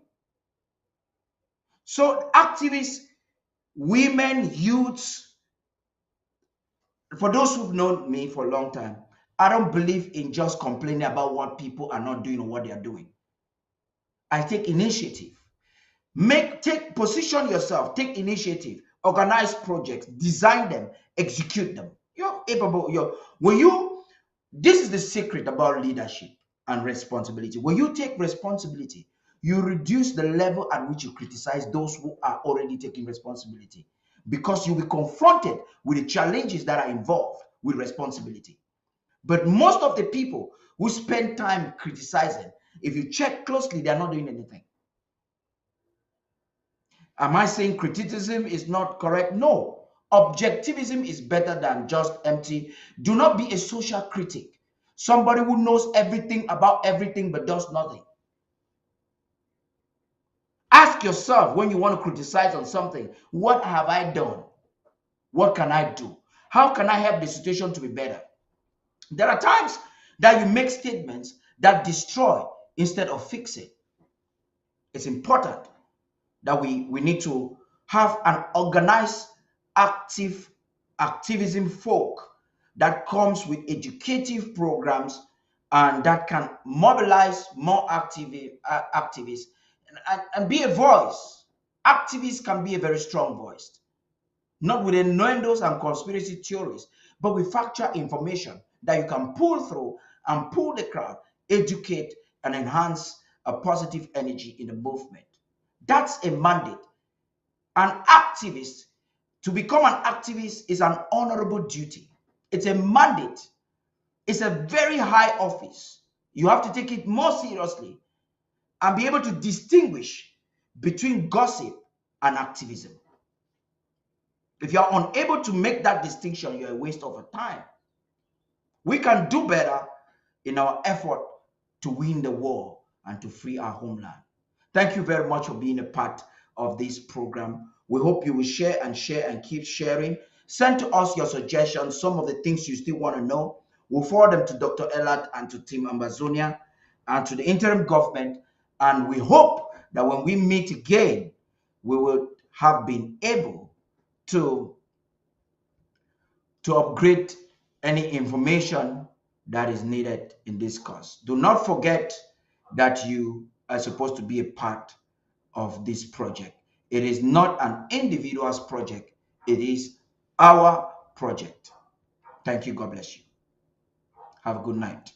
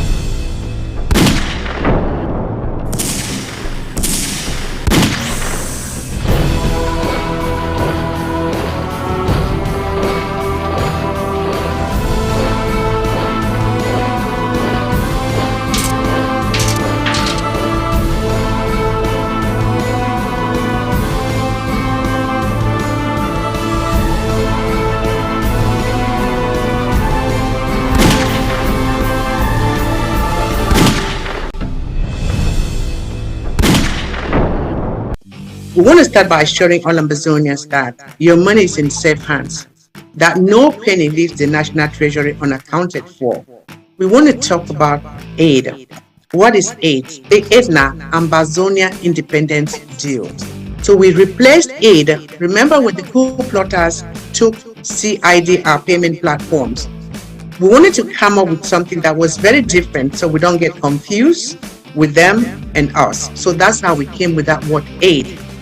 As you've heard our president say, it does not matter what part of government you serve, local, county, or central government, you should be able to pay aid. Paying taxes to your country is compulsory. It's not negotiable. Whether you're in this government or you're not in this government. The brothers and sisters at home are paying for this with their blood. Our mothers are paying for it with ghost town days. What actually are we giving up? You all know that the world has turned its back on us, and we will rely on nobody else but ourselves. I want us to search our consciences and ask, are we doing enough? Are we actually here to support Ambazonia? Are we actually doing our all to make sure our country is free? Our goal is to make sure by the end of the year, or mid-year at least, we have had 1,000 people paying aid. Can you imagine, Mr. President, the person who carries this revolution on his shoulders, he pays $100 every month. We must also lead by example. So for all of you members of government, from cabinet to local government, who have subscribed on aid, we say thank you. Thank you so much. I hear some people say, oh, let's increase firepower on the home front. Increasing firepower on home front means we need more funds in the coffers. We see the war flowing to Ukraine, but no one is coming to our aid. It's up to us to say, yes, we can do this, with or without anyone. It's up to us to say we can become Somaliland tomorrow. Whether anyone recognizes us or not, we recognize ourselves as Ambazonians. And it only starts with our pocketbooks. It starts with all of us looking deep inside us. Remember this money is not going to Iringwa, it's not going to the president, it's going to those that are suffering in refugee camps. If you are out of home, for all of us in the diaspora, there is an opportunity to contribute to fund this government. If there is a will, there is a way. So I'm leaving you with one quote from J.F. Kennedy. He said, and I quote, "Don't ask what your country has done for you, but ask, what can I do for you?" So fellow brothers and sisters, fellow Ambazonians, don't ask what Ambazonia will do for you tomorrow. Don't ask what has Ambazonia done for me, but ask, what can I do for Ambazonia? How can I make this journey to be shorter so we can get home faster? It takes money. It takes our collective effort. It takes all of us to put our hands in our pockets, go deeper to say, I'm doing this for the freedom of my country. Remember this. Those that are on home front, some of them have given their blood. We have mothers that have lost 3 children. We have mothers that don't have hope. We are their hope. Like President Obama said, hope that we believe in. So I hope today we look at ourselves. For those of you who have not paid aid, if you have any questions, please, we have a fantastic team. We have Director Padi, we have Chairman Amos, we have SG Peter, we have myself, we have Ma Victoria Yangi, and we are so proud to bring Comrade Abono on our team again. That way, our brother Chiclode, who was a very, very major partner in this program, is not here. But Comrade Abono will be coming in from the National Treasury to pull numbers on a daily basis, because we will be looking on these numbers on a daily basis.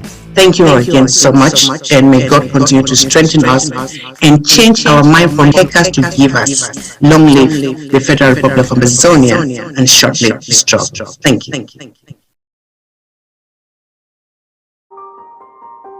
The evil specter of rape, it crawls in the dark, its victims by stealth, it hacks. We saw it, we watched it. 11th February 2023, That night, the killer without a face broke brutally into the Amazonians' consciousness, evoking hate and distaste. Its form was crude and callous. We were enraged, dismayed. Genocide was the topic that night. Like the executed, gathering minute details of his own execution. We listened to the horrid story that makes up our history, which, like a heavy cross, we keep dragging behind us. Tears welled up in our eyes, glistering like fireflies in the dead of night. Then suddenly, shrieks and loud wailing pierced through the silence, arresting our attention. An impromptu group surged to investigate. There were sobs. There were cries that cut through the heart.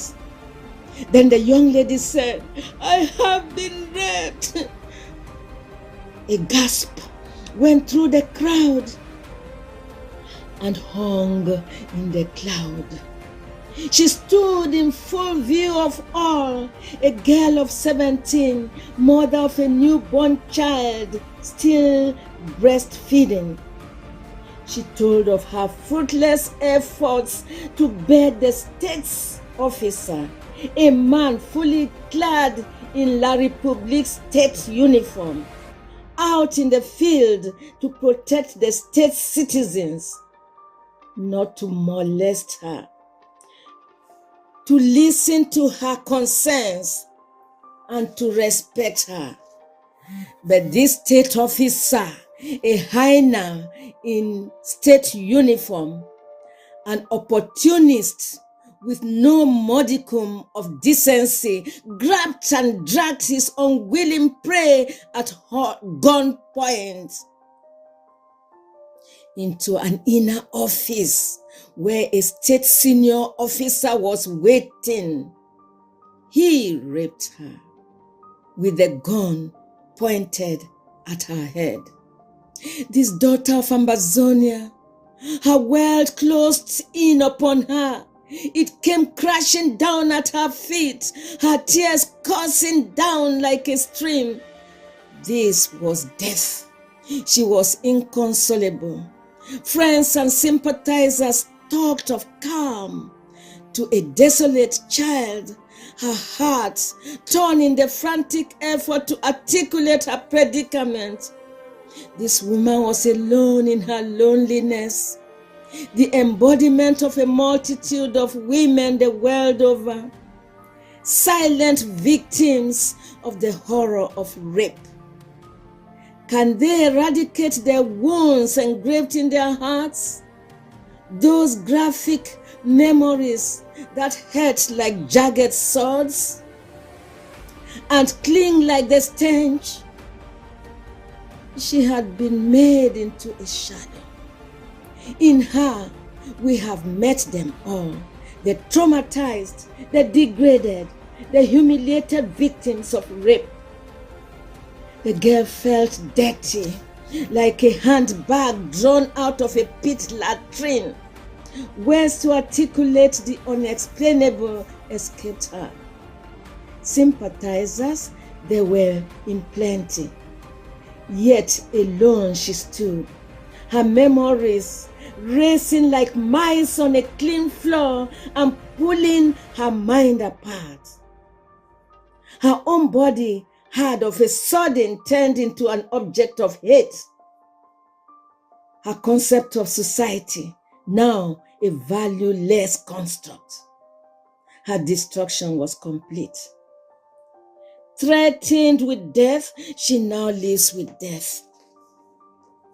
Gladly would she eradicate every sense of that loathsome experience to live again. Don't cry, they said. Ah, yes, let her belt it out for women's freedom's sake. She, the embodiment of millions of degraded women. Rape is the encounter that despoils a woman of all that she is. But be of good courage, daughter. The end is not yet.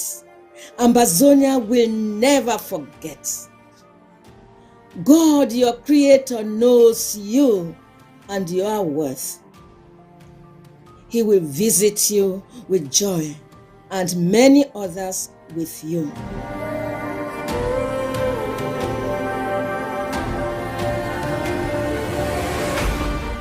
By Ma Eli Jambelele.